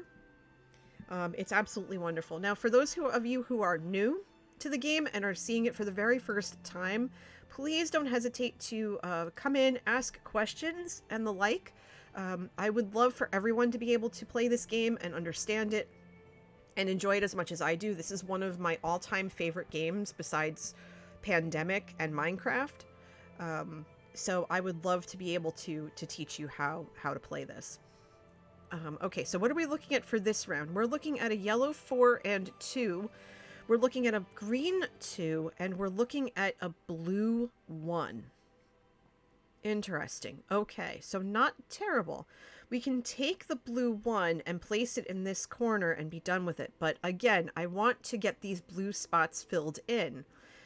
So one of the things that we can do, because we can definitely move we can use Eglamee's brush and burn the 1 and basically move some stuff around. Or we can use Lathkin and burn one of the yellows, because it's the halfway point. We can get away with that kind of stuff. Not sure just yet. And forgive me, I'm chomping on a banana in between things, so forgive me. I know people sometimes don't really eat anything on stream, but I have to. So I apologize for that if you hear any chewing. I'll try to keep that to a minimum. All right, so what are we going to do, though? What are we going to do? We need to focus. We need to focus. I think our best bet is to take this 1, put it here for now, right? We know that this has to be a 6, so that's not going to help anything. We know that this has to be a 1. These 2s are not going to help us in the slightest. Because we can't place... We're not close enough to place them anywhere. We're not. So... I think what we can do... Because we have tools which will allow us to move things. We have tools to allow us to move things. Good morning, Julie, or good afternoon. How are you? So, my proposal is to take the 4, put it up here, and then we'll figure this out later. And we'll play the 1 here because we have to start getting rid of that stuff. And this also can only be a 4 or a 1, so that works. Let's do that. We're going to add 4 to the round track. That is 22. So that's 22. I'm good. How are you? I'm well. I'm trying to I'm having a banana while I talk this through. Excuse me. Sorry if you hear the buzzing. I have my phone next to me in case one of my friends calls. Which I don't think she will, but I just want to make sure that if I'm needed, I'm available. Okay, you can stop now. Thank you. All right, there we go. All right, what are we looking at this round? We are looking at a red 5, a yellow 5. Red 5, yellow 5, green 1, blue 3. That blue 3 is not doing us any favors. That blue 3 is absolute hot garbage. We don't need it.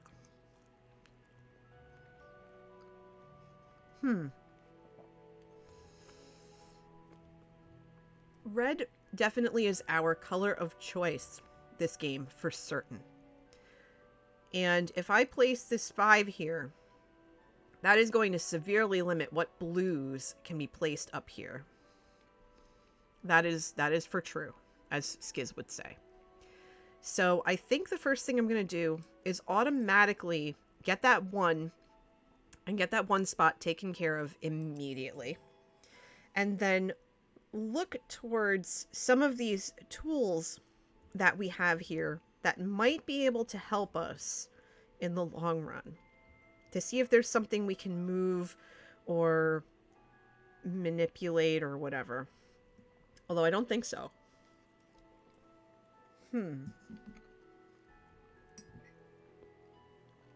I seriously don't know what we can do. I could definitely move this 2 up to here. And I definitely intend on doing that. But if I were to use, say, Eglamy's brush, I'm not sure. I could move stuff, like, I could move this 4 into that blue spot and put another 4 there at some point, but I don't think that's going to matter.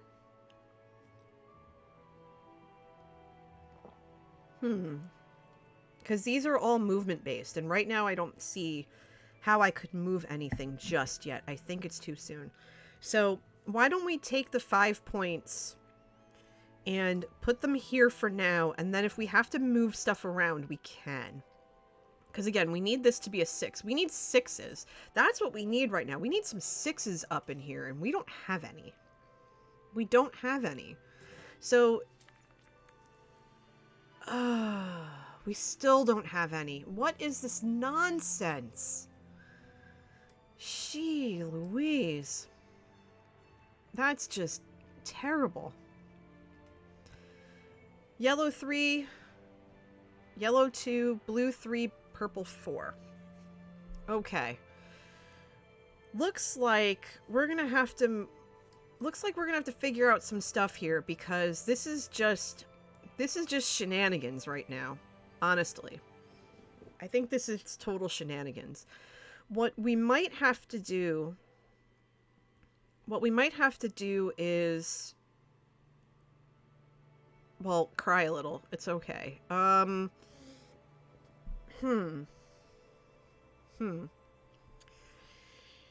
Well, we could easily put the 4 here, because this is the only row that doesn't have a 4, unless we move this. Well, yeah, because we can't put a 4 here. What we can do is put the poops. Okay, so we can move the 4 from here to here. Like, let's say we use Lathkin and we burn it the 2, right? Because I can do that because I can reverse it if I want to. So let's say I move the 4 to here. And I take this 2 and I move it up to here and leave this 2 restriction. No, wait, I don't want to do that. Hold on. If, let's say I burn the 3. Because I can't do anything with that. Well, no, I don't want to burn the 3. I want to burn the 2.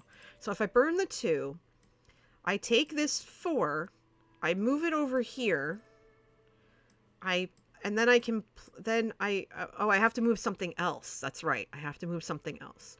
So I can move this 2 up to here. That opens all of this up. It's going to leave me with restrictions, but I'd be able to place the 3 here as my first move, and then my second move, I wouldn't know what to do, because I still have to place a 4. I could probably place the 4 here. No, not here. Wait, hold on. No, that's an even worse play. Hold on. Let's back this up. Let's back this up just a tinge. So if I use this and I burn the 2, then I move the 4 down here, right? I put, and I move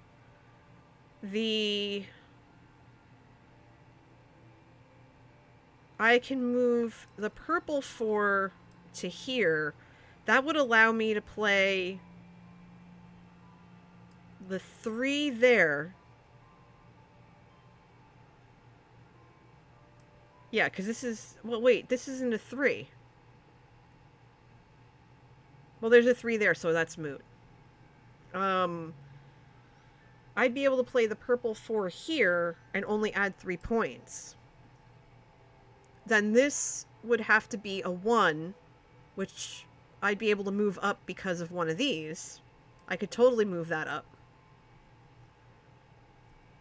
Well, actually, no, this would have to be a 1 as well, so that complicates things a little bit. This has to be a 1 or a 6. So the fact that there are so many 6s in need, especially now one of them is blue, that's disconcerting. That's massively disconcerting. And I realize that I'd have to use this blue 3 over here, or well, actually, no, I would use the purple 4 here for that. I'd use the purple 4 and the yellow 3, and then put the blue 3 up in the track, and I think that would work. I want to say that would work. And I'm going to try it, and I'm going to see what happens, and Lathkin is done. I think that's going to be the best bet.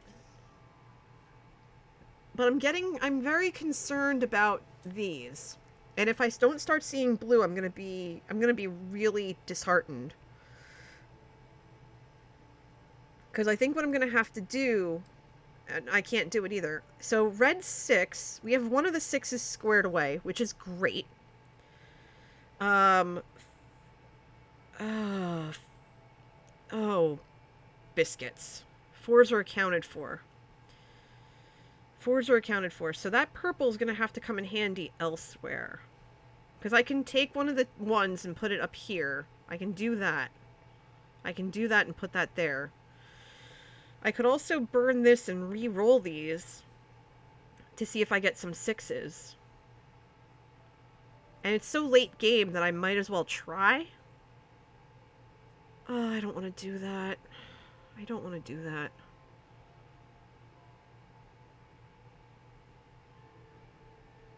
Oh, this stinks and I don't like it. Y'all. But it's fine. It's fine. In the meantime, while I'm mulling this all over, what are you guys up to this Sunday? Do you have any plans? Gonna do anything fun? Yeah, we're gonna burn that purple. And let's grab the yellow because we have more flexibility with it. And it's a 1 anyway? Are you serious? Ah. Great. Just great. Well, that one's going to go there now. So that was a waste. Why couldn't it be a 6? It would have been so perfect. But no, that's fine. We'll make do. Give me some blue. Give me some blue that I can use, please. Give me some blue that I can use, please. I have a blue that I can't use. Ah, this stinks and I don't like it. Oh, that has to be a 5.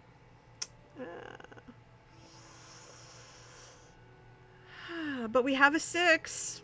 It's just the wrong color.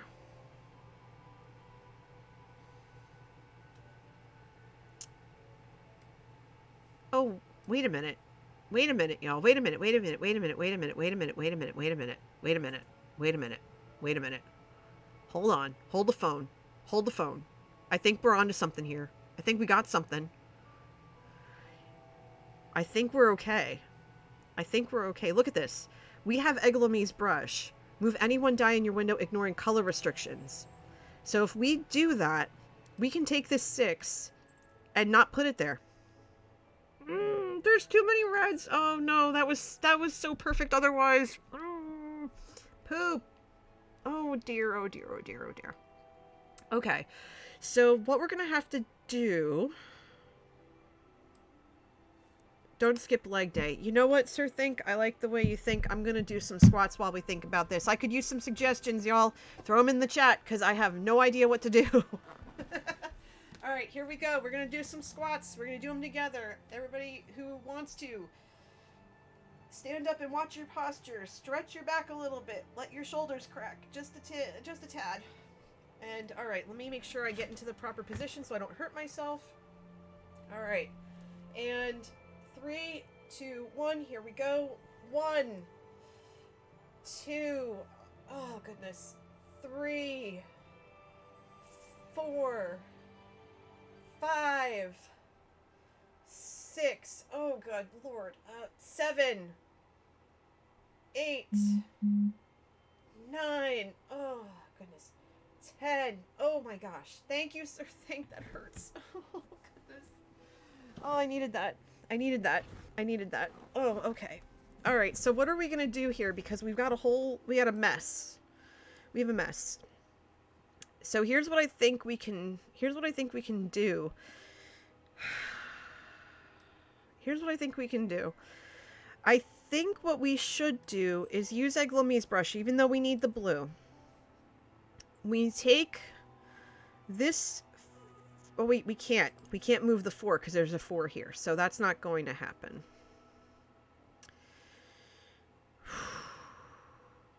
Okay. We need a 6, and it's the wrong color. And we can't put a 6 here. We can't put that red 6 here or here, but we can put the purple 6.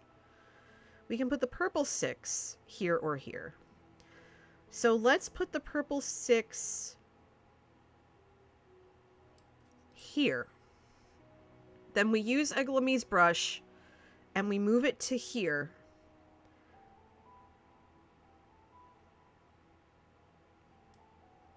We have a red 5. We can move the red 5 up as well. This is where Lathkin would have come in handy. Because basically I want to switch these, ideally, but that's not going to happen. So let's go ahead, okay? Because if I place this 5 here, we're going to lose this row. And this 5 is blocked by all this. I could essentially move this up 1 as well. I could move this up 1. But I would need to use Eglome's brush twice, which isn't going to happen. Now, if I move this up, actually, that would save me a little bit of grief. So let's see. Let's Hold on. Hold on.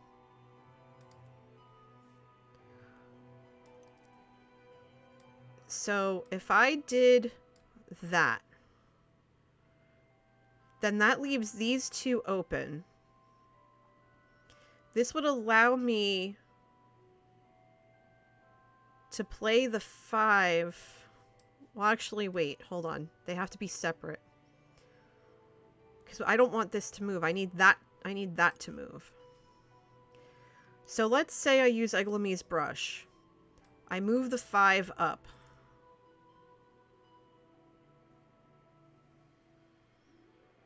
Well, no, because I need the 6 to be in that spot, so that's not going to work. So what I'm going to do then is I'm going to play the 6 first. Because I need that there. Then use Egglemi's brush. Move this over to here. That's going to solidify this column, this row rather. Then play the 5 here. Oh, I can't. Oh, I can't. Oh, that stinks and I don't like it. That stinks and I don't like it.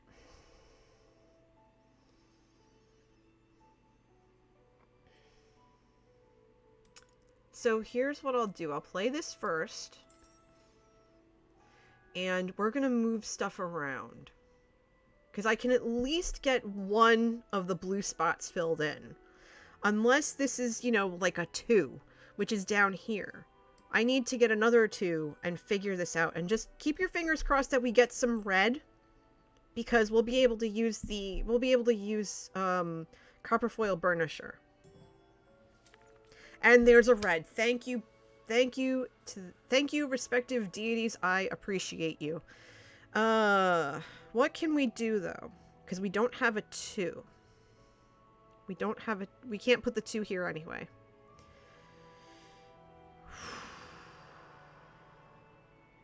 But we can use both of these tools because we didn't use them last game.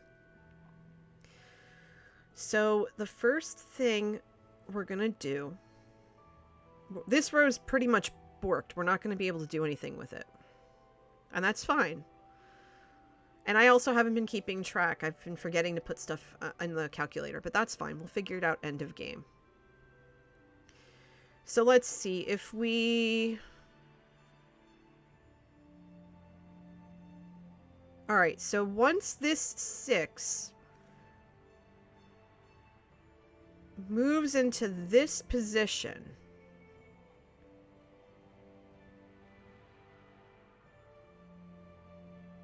Once this 6 moves into that position,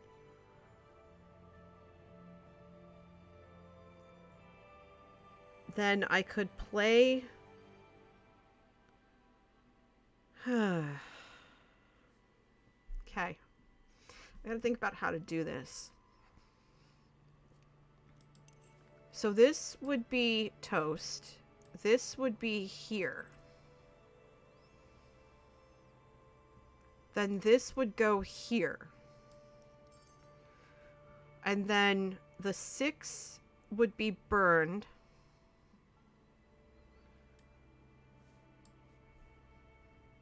The 6 would be burned to move something out of the way.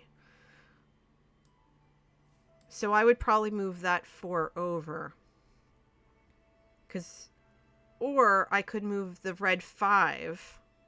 Wait, no, I can't move the red 5 because red 5 is in a 5 spot.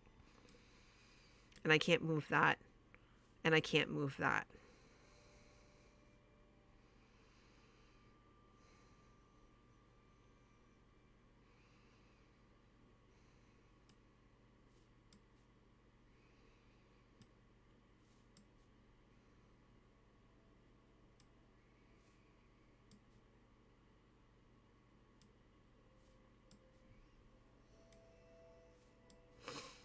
Okay. This is a little complicated. It's fine.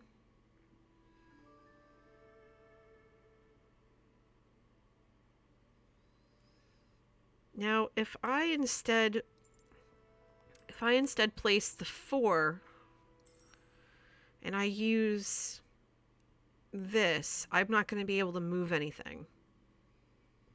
I could maybe move the 1 up there or the 2 up there, but that would be it. I wouldn't be able to place anything else. So if I use the red one first, I'm not going to be able to do anything because the red is for value. It's not for... Oh, wait. The red is for value. So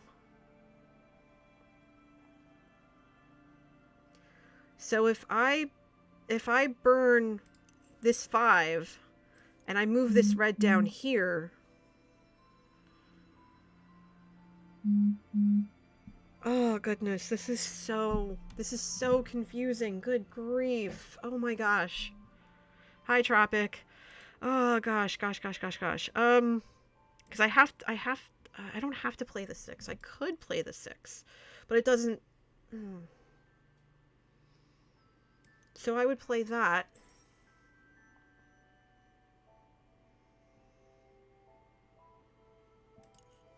And then there's no point in using this because there's nothing I could do that would be able to save anything. So I could play that. And then this row is borked no matter what I do.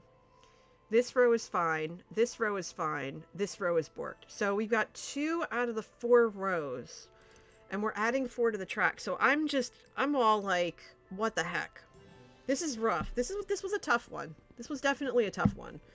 As I'm sitting here like, I don't know what to do. 51 points. I'm not sure we're going to make it, but we're going to try. The reds have to come through at this point. Oh, so close. Look at that. Another 4 points. Another 4 points. We almost had it. We almost had it. If we were able to make one of those other rows work, we would have won. But you know what? That's totally fine.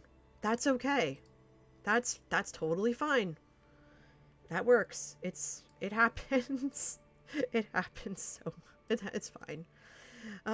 By the way, for those of you who are new, if you're interested, feel free to, if you're new to the channel and you're liking what you see, please feel free to hit follow. That way you know when I go live. I'm also on Twitter and YouTube. I also have a Patreon. We're talking about we're talking about options to upgrade the Minecraft realm, Half-Calf-Craft, to 117. And I also have a Discord, and we talk about all kinds of things in the Discord. I would love to have you join in on that. That would be great. But in the meantime, I'm going to dive right into another game. Since we got a late start, I'm going to throw in another game. I usually stream till about 2 p.m. Eastern, but if we let this game run a little long, that is fine. I'm going to set us up with another poll while I tell you about the different boards that are available, because after the first game, which I play is just kind of a warm-up, I would love to know which board we should tackle together next. So I'm setting this poll up for you. We have Via Lux. As we look for red and green, we're looking for Christmas colors for this game. Via Lux has a difficulty level of 4. There's Comitas, which is a heavily yellow board. That's level 5 difficulty. Lux Mundi makes a return in an attempt to be seen and used at the highest difficulty of 6. And it looks like Fractal Drops wants another round as an available board at the lowest difficulty of 3. So this poll, since I'm sitting here, is going to be a minute long, and you can use your bits and your coffee beans, which are channel points, in the cafe, which is what I call the channel, to choose which board we're playing next. And Lux Mundi breaking out of the gate right away. The hardest difficulty, there is some green smattered in there. But you can tell that the difficulty levels based on how many restrictions are on the board, and with Lux Mundi only has 6 available open non-restricted spots, or open spots on its particular board. So it is one of the hardest to play. especially given where the open spots are. Basically, the entire middle is full of restrictions. But Lux Mundi is running away with this. None of the other boards have broken out of the gate yet. And so it looks like Lux Mundi is going to be the one we're going to play, as we have 3, 2, 1, and done. Lux Mundi, here we go.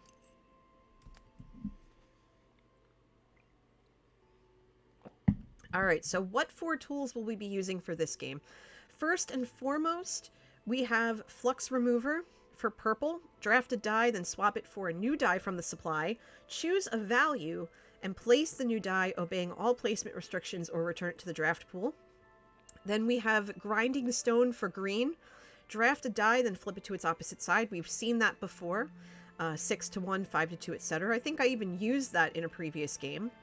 There's Tap Wheel, which uses blue. Move up to 2 dice of the same color that match a color of a die on the round track. That is a great middle to late game tool right there. And then Grozing Pliers. Draft a die, then increase or decrease its value by 1. But 1 cannot be 6, and 6 cannot be 1. That makes sense. And this is going to be a more difficult board, because we're looking at light and medium shades as our public objectives. So sets of 1 and 2 and 3 and 4. So 5s and 6s are what will most likely end up on the round track, which is going to be a problem because we want to keep these values low. So we'll see, we'll take a look and see what we want to do with that. And right now off the bat, we're starting this game with a red 2, a blue 3, and a purple 5 and 4. Interesting. Well, right away, I want to keep the point values as low as possible, because the last couple of games, we have come so close. We've come so close to, in trying to get, in trying to get these, point values to coming close to winning the game, essentially. And I think we can do that in this case. So automatically I want to gravitate towards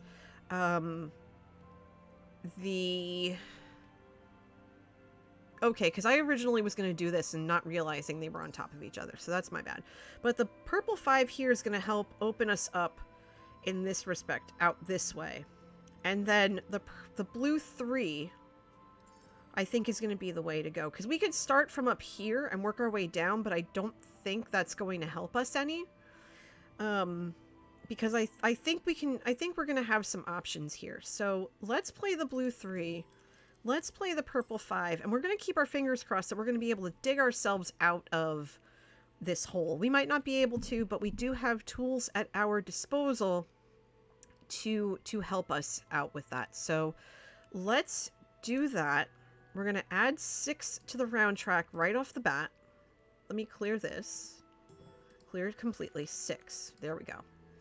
And we have a red 6, a yellow 1, a green 4, and a purple 3.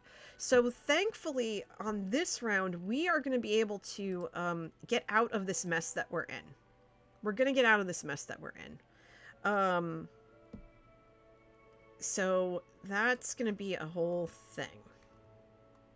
It just depends on how we're going to do it.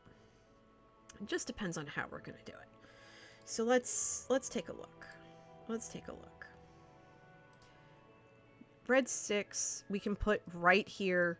The green 4 we can put in either of these green spaces because we're not restricted. The purple 3 we can put up here and open this part up. I really want to tackle some of these restrictions.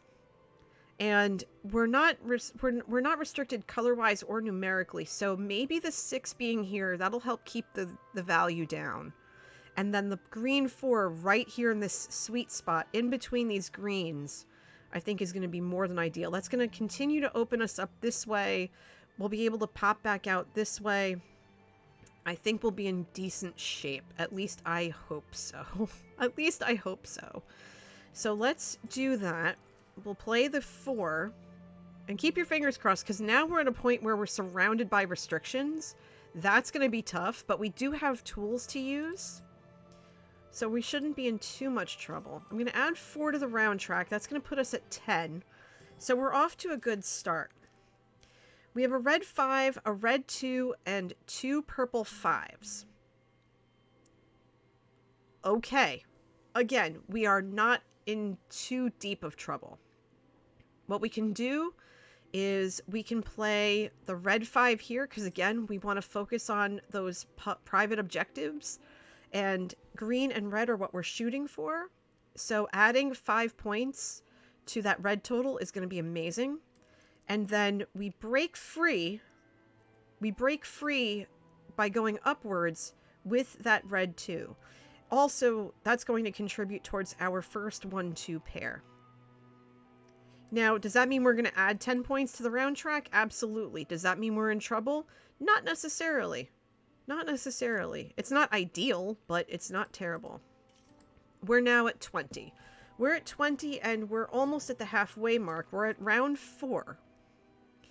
And we have 2 red 1s, a yellow 4, and a yellow 2. Okay, not terrible. Again, we want to focus on red. Knowing that we can still put a red in this bottom corner, a red here, a red there, and there, we still have plenty of ways to get red points if we decide that red is going to be our color of choice. So let's put a red here. We'll put the red 1 here, right? We'll do that right away, or red away. And we can put a red in this spot here, on either side of the 1, and in the bottom corners. So we're going to keep those pretty much open. We're going to keep those open. So we want to focus on the top corners here as our not red colors. And we have 1 3 and 1 4. So let's take a 4 and we'll put it right here. And then we'll add 3 to the round track, and I think we'll be in good shape. So let's add 3. We're at 23. And we're at the halfway mark now. This is round 5. After this, we have the remaining 5 rounds. And look at this. This is fantastic. We have a blue 6 and 5, a red 1, and a red 3. This is going to allow us, in this round, just in looking at it, to not only be able to remove 2 different color-oriented restrictions from our pool, but also keep 11 points off of the board. We put the blue 6 here because this is a 5. We have to be mindful of the adjacency restriction. We put the 5 here, done and dusted. Then this can be anything other than a 6 or a 3. We're doing great. Let's get that done. And at the halfway mark, we're going to be adding 4 points to the round track. We are currently at 27. We have 5 rounds to go, and we're only at 27. So we're not doing that badly at all. And looking at this, we have a yellow 5, a green 4 and 2, and a blue 2. Well, we have 3 green restrictions to worry about. And with 2 of those restrictions, well, our ability to handle 2 of those restrictions right here, that's wonderful. That's going to help so much.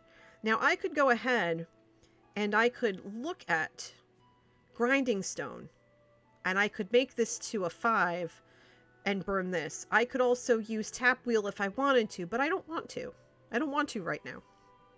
I think getting rid of these 2 restrictions, which I would have to put, let me put the 4 here, and I can put the 2 here, or here. I think maybe here would be good, I guess. I don't know, maybe here. That's going to help immensely, because the 2 here, I can't put the 2 in this spot, so I could put the 2 here or here, and that shouldn't be too bad. I think I'll put it here. I think we'll do that, and that's going to be perfectly fine. We'll add 9 points to the round track, which is not ideal, but it's not great. It's not too bad. We're at 36. And we have a red 1 a yellow 6, a blue 3, and a purple 3. Okay. Well, we know that the purple 3 can go here. And we could definitely put the red 1 here, but in doing so, we're going to be shorting ourselves of 2 different opportunities to place 1s. So that's not going to help matter. That's not going to help any. We want to maximize our 1s. We do. We want to maximize our 1s. So that's a bad idea. So we'll place the purple 3 there. Now, if possible, we could use tap wheel now and move some stuff around. Like, for example, I could totally take this 5 here and put it down here if I wanted to. That would mean that I would need another red 5, so that wouldn't work. But I could take that red 2 and move it down. Hold on, my headphones are dying again. I need to plug them in. Plug in, please. I know how to plug in my headphones. Thank you. All right, there we go. There we go. I am now tethered to my machine. So I know that I have 1 non-red spot right here that I could use. So I think I'm going to place the... I think I'm going to place the blue 3 here because we have 2 4s. Oh wait, we have 3 4s and now we have 3 3s. So that's going to balance this out. It's going to put 7 on the board, but that's fine. We're at 43. We have 3 rounds to go. And I think we'll be okay. And we have yellow and purple. Not ideal. Not what I was looking for. Not what I was looking for at all. That's pretty bad. But the green 2 I can definitely play. The green 2 I can play. I was really hoping for red, but that's not going to happen. That's truly unfortunate. What I might have to do is use one of these purple tools to manipulate the yellow, but I don't need to. I don't need to. It just means I'm going to lose a red spot. And I'm going to have to start getting creative. Well, actually, no. Let me play the green. Then I'm going to take Flux Remover. I'm going to burn the 1, which is wonky. Get rid of that yellow. And it gave me another yellow. I'm going to make that a 1. So I can play it in this spot. So now I have all this at my disposal. If there's red. Any red I'm going to place. Any green I'm going to place. Because I can place a green here or here. And I can place a red in any of these spots. Anything else I'm just going to have to play it by ear. Like if I get a lot of blue, I can only place blue here. But I also have tap wheel so I can burn it. So let's add 4 to the round track. We're at 47. If we can keep this under 50, that would be great. Eep.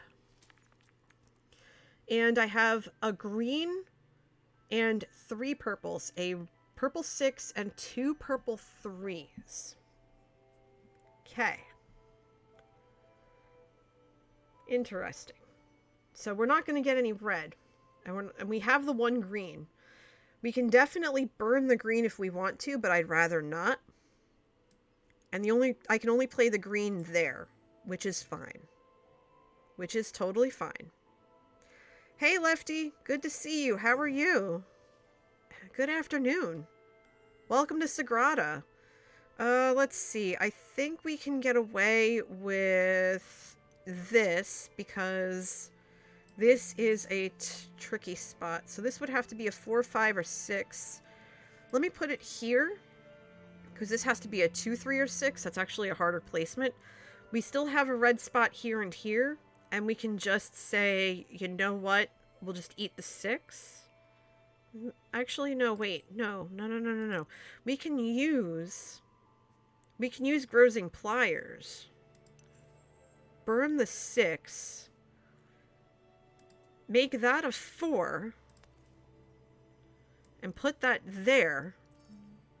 And that would be fine. We still have 2 red placements left. Then we'll add 3 to the round track. That makes it 50. And we still have 2 different tools to use. And we have a green and a blue. We have a green and a blue. And we want that red. So I feel that Lefty. So let's see. I'm doing okay. I had a sniffly start. I'm on my 2nd cup of coffee, and things are good right now. Let's see. 6-1, 5-2, 4-3. So I could completely flip this for, hey, first class, 13 months in a row at tier 2. Dude, thank you so much. How are you? How's everything? Well, I'm glad you're here, Lefty. I'm very glad you're here. We're just vibing today. And, you know, I hope your day gets better. I really do. Let's see. We can burn the green and the blue and move some stuff around to make room for the red.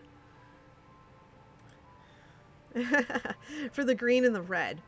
Because the red I can't place, and I want to place the red. So... And that is a 3 spot. That is a green spot. You're feeling better? Oh, I'm glad to hear that. I'm very glad to hear that. And that is a 5er.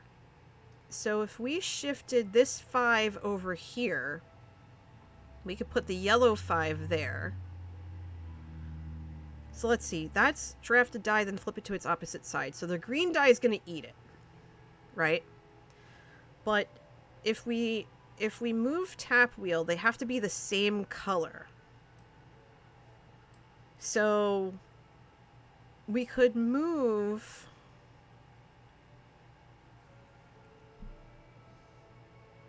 So hold on. If I use tap wheel, burn the 2, right? Then I could move the 5 to here and the 3 to there. And then this drafts it to its opposite side. So the 4 would be a 3. That's next round. Because then 5 I could place there. So the 5 I could place here. Right? So follow me on this. Right? So that would be out of the way. Then grinding stone. I would pay grinding stone, right? Make that a 3. Place it there. And then that would finish it up. And I think red has more. Plus it's another, I think it's another 3-4 pair. So let's look at this. We have 1-1-2 pair. We have 2-1-2 pairs. We have 3-1-2 pairs, right? 3s and 4s. We have 1, 2, 3. We have 3, 4. We have 4 3-4 pairs. So we pretty much almost nailed the pairings. Plus whatever red and green are. And we're not adding any dice to the round track. We are basically finishing up around 50. So that last round was pretty much perfect, in my opinion. So that is, I'm excited right now. I'm giddy. I don't know what we're gonna do. I don't know what we're gonna get. We're at 14 right now. Oh. Well, if that doesn't stink, that didn't even come close. Oh no.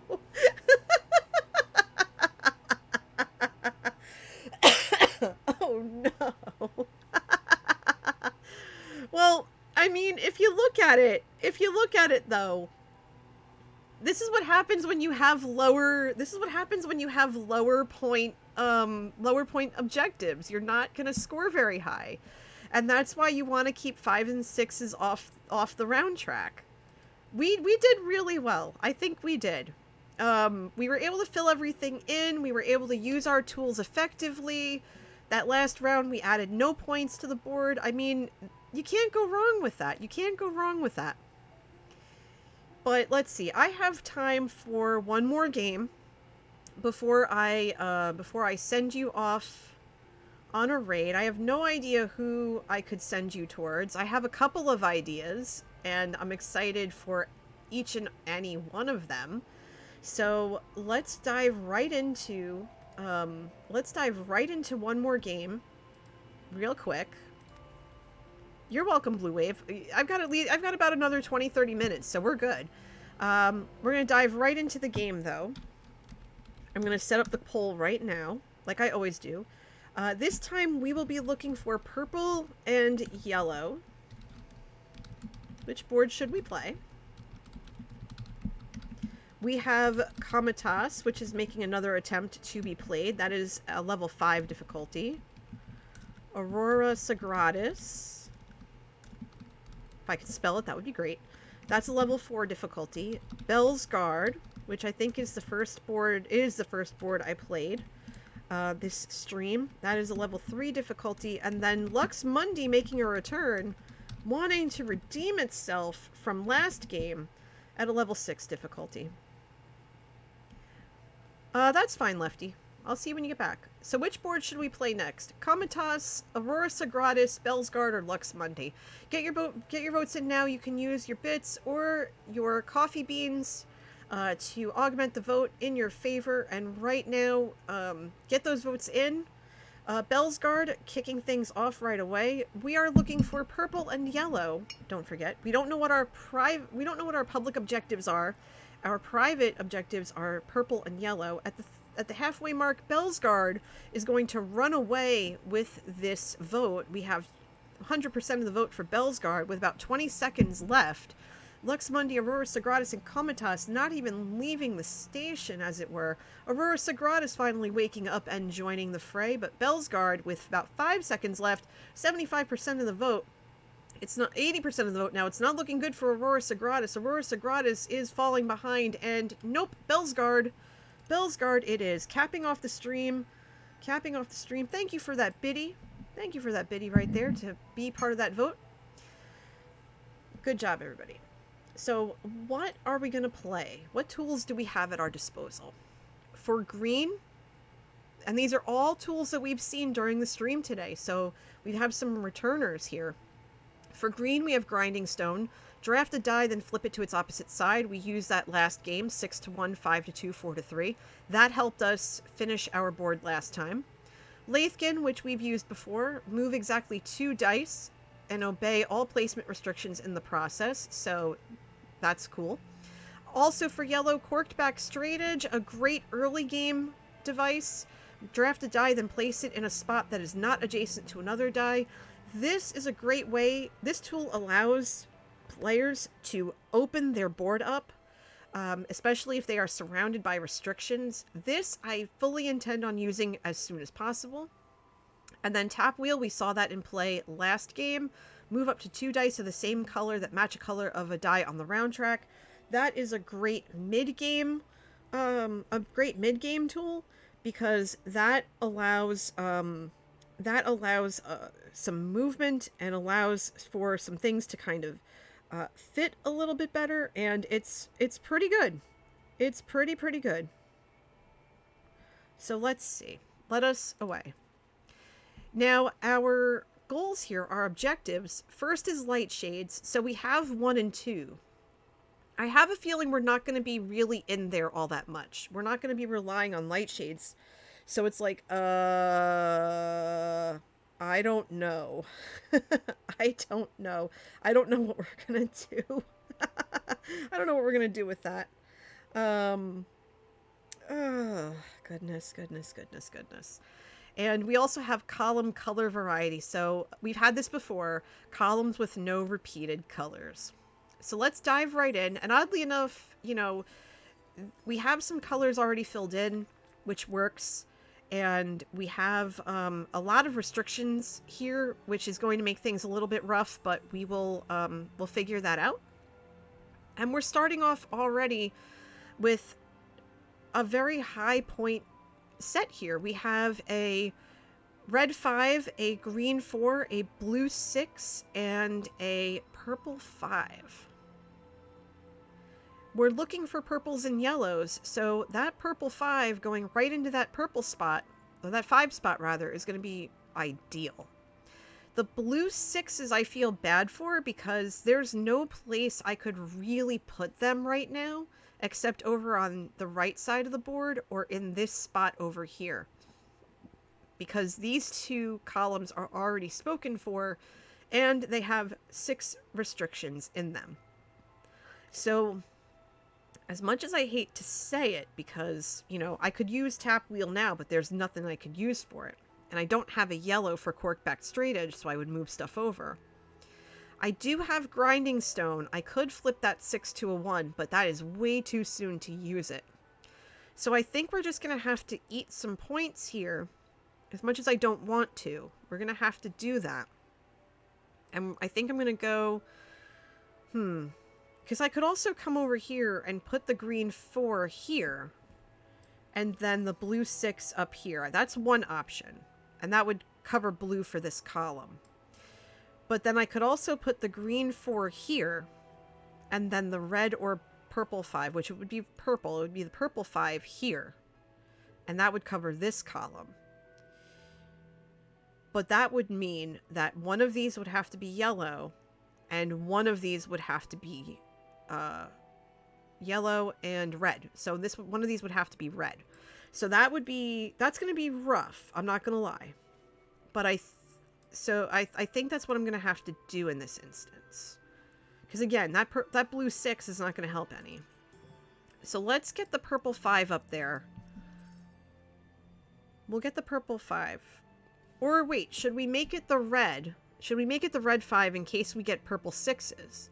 Because we're not going to be able to put them here. Do we want to take that chance?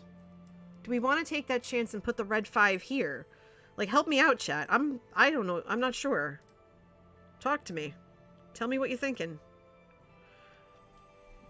Because part of me wants to put 6s, purple 6s. Well, actually, no, they could be yellow 6s too, come to think of it. So, yeah, let's go. Let's put the purple 5 in there. And we're going to start off with 11 points. Not ideal, but not terrible. And no, it's not 61. It is 11. Thank you very much. So now we have a blue 5, a blue 3, a blue 1, and a purple 3. Well, that's not ideal. That's kind of terrible. But not super terrible. The blue 5... we can definitely put here and get rid of that 5 restriction. Get rid of that blue restriction. And neither of this can be 5 anyway. So that's okay. We can't put anything blue in this column at all because of up here. We can't reach it yet. That's totally okay, Lady Amelia. Please rest. Please, please rest.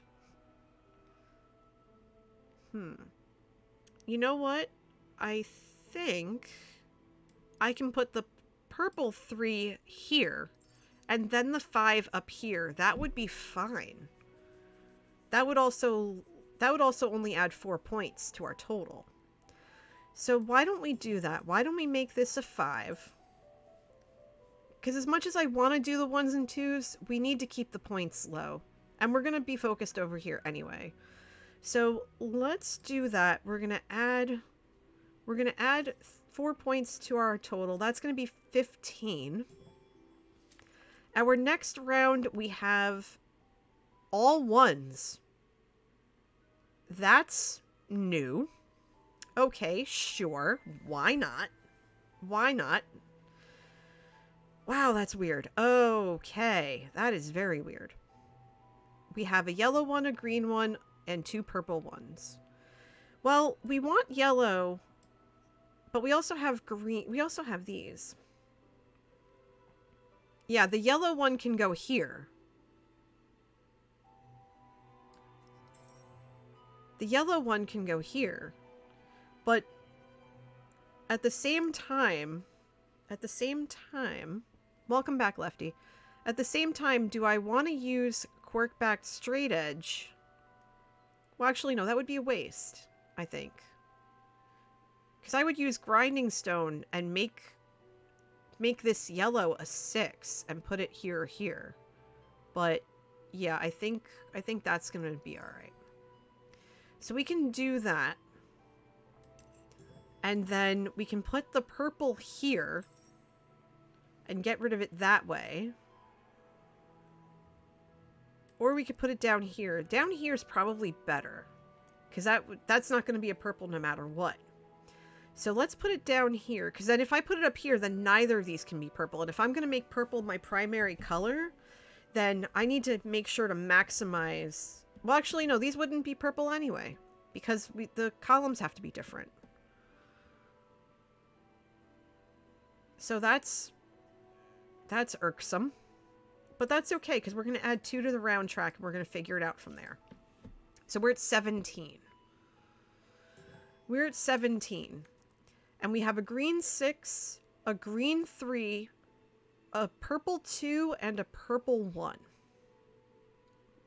Well, we already have a green in this column, so we can get rid of the 6 here or here. We can do that. That's one of the things we can do. Might actually be better to put the 6 here just to get rid of it. But we can also grinding stone this, make it a 4. Get rid of this 6 that way. And then place the 2. And that would only give us 1 for the round track. And then this would be a purple by default. So that's not a bad idea. I think that would be good. Let's grinding stone this. Make this a 4. Do that. Just to burn it. Because again, I want to keep these points low. And then play the purple 2 there. And then this will be purple no matter what. And we'll just add 1 to the round track. And that's going to keep our value low. And oddly enough, that's going to help us get our first 1-2 pair. So we'll do that. We're going to add 1 to the track. That's 18. So we're almost at the halfway mark, and we're less than 20, which is pretty ideal. All right, so what are we looking at now? We're looking at a red 5, a green 6, a blue 5, and a purple 5. Well, I already know that purple 5 is going to go here, and that's going to clear us out for purple. And now it's up to yellow to make up the difference. So that's a thing.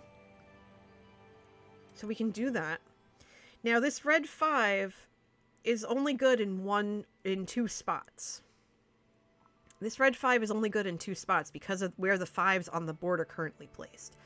That blue 5 can go right there, but I don't have a yellow. I don't have a yellow to move it. So, well, the red's not gonna matter. The red's not gonna matter. I really just wanted to get that blue 5 up there, but we don't have a yellow to move it, so I'm not gonna worry about it. We're gonna place the green 6 here instead. This is not gonna be a green. I mean, I would place it here, but there's already a green in this column, so that's going to nullify that. So we still have some options. The lower part of the board is almost filled in.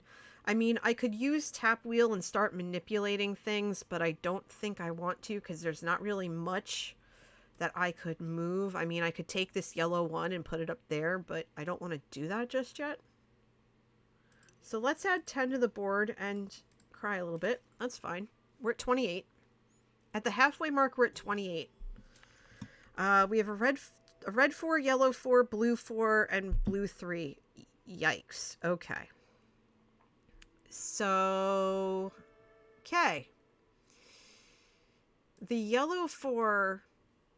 the yellow 4 I could put up there automatically. But I do have corkback straight edge. I could burn the 4... to place the blue 3 there. Or no, the blue 4. I would place the blue 4. Well, no, I would place the, yeah, I would place the blue 4 here and then the blue 4, the blue 3 there. And that would be fine. Because we don't have blue in this column yet. So if we take corkback, can we take corkback straight edge? Draft a die, then place it in a spot that is not adjacent. It's not letting me? Why isn't it letting me place that?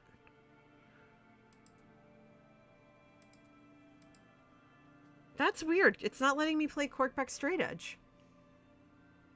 Even though I have a yellow die to pay for it. That's peculiar. That's very peculiar. I'm confused by that. So let's play this for now. Let's play that there. Yeah, it's not letting me play corkback straight edge. And I want to play that blue right there, and it's not letting me. I'm completely confused. That's interesting. That's very interesting. That's disconcerting. I mean, we can use Lathkin.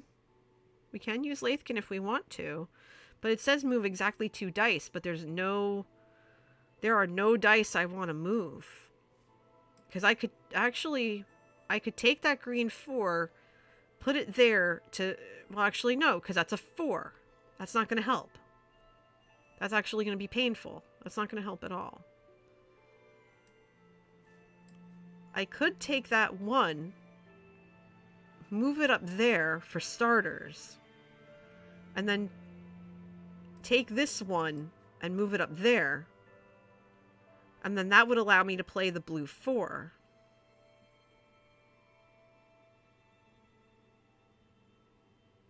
So if I did this, burned that, moved this up to here and that to there, that would allow me to play this and only pay 4. But I don't like that. I don't like that one bit. I'd rather just play this. I'd rather just play this and be good to go. Unless I did tap wheel where it says move up to 2 dice.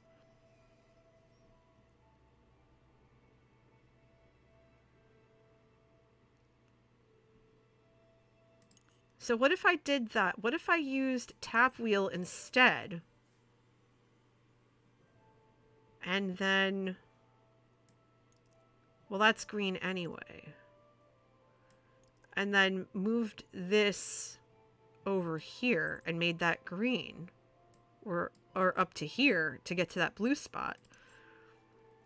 So if I did tap wheel, I moved this up there, then this can be anything and I'd be able to reach the blue.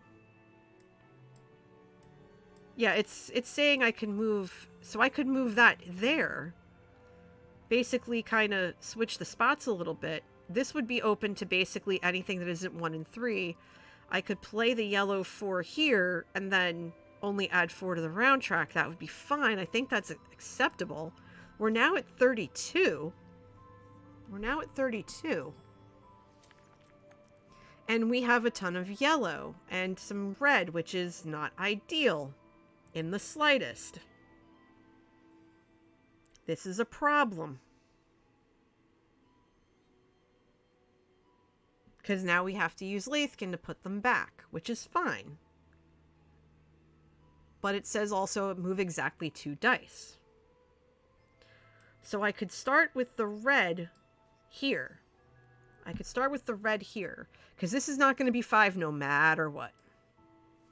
This is not going to be a 5 no matter what. So then, the second turn, I use Lathkin. I move this up to here, and I move that up to there. And that would work. Or I can take this open spot and put that 3 in there instead. So if I used Lathkin, burned one of these, moved that up there, moved this back down to here, that would be acceptable.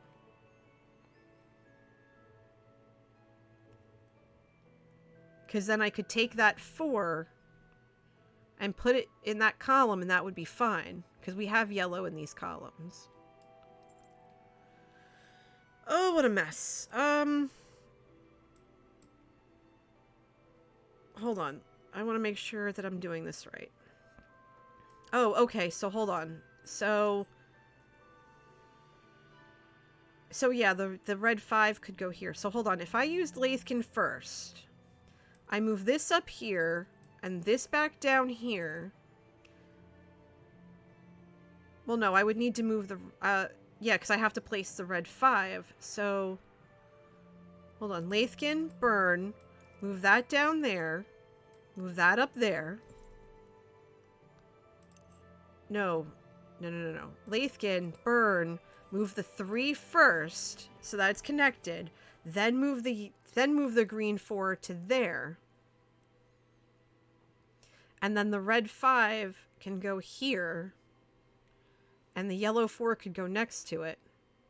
Because I can only put the red 5 here. Which is also an option, let's be honest. Then this could be green or yellow. That honestly is a better move. Because then I could place the yellow 4 here, and that would solve this row completely. So the yellow 4 would go here. Actually, wait, should it be the 2? 1, 2, 1. No, it should be the 2. I'll take the 2. I'll take the extra 2 points. That's fine. So take the extra 2 points and basically negate that. So we're going to add 4. That's 36. We have 3 rounds to go. 36 with 3 rounds to go. I think we're going to be okay.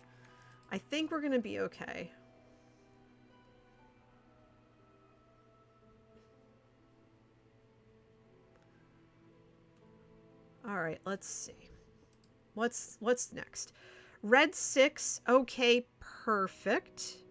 We might need to move that 5, but I don't think we can. Red 6, green 4, blue 6, purple 3. So the purple is completely moot. We're not going to be able to use that. But the green 4 and the blue 6, we can. So we could put the red 6 here. We need a 3 that's not purple, but that's beside the point. And we can take the blue 6 and put it here, and that'll end that column's mess. And then that'll only add 7 to our track. So let's grab that blue 6 while we can. So we have 2 columns currently done of the 5. So let's add 7. We're at 43. 2 rounds to go, we're at 43. I'm starting to get nervous about a lack of 3s. The lack of 3s is disturbing me. It's making me very nervous. We have a red 4, a green 1, a blue 6, and a purple 1. The purple 1 we're going to ignore because we can't use it. The red 4, the green 1, and the blue 6 we can. We just have to figure out how.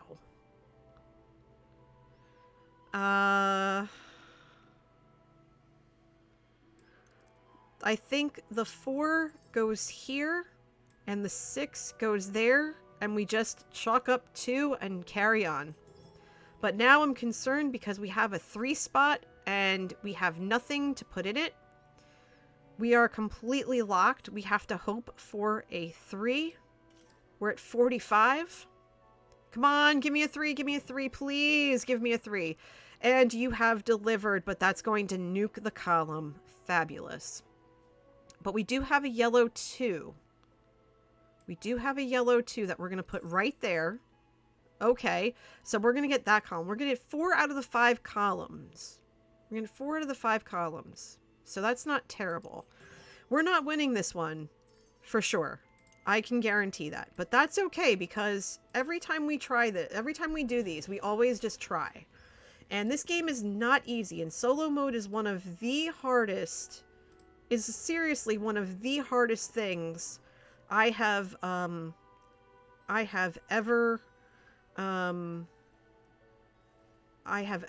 ever seen. Like, this is one of the hardest games, I think.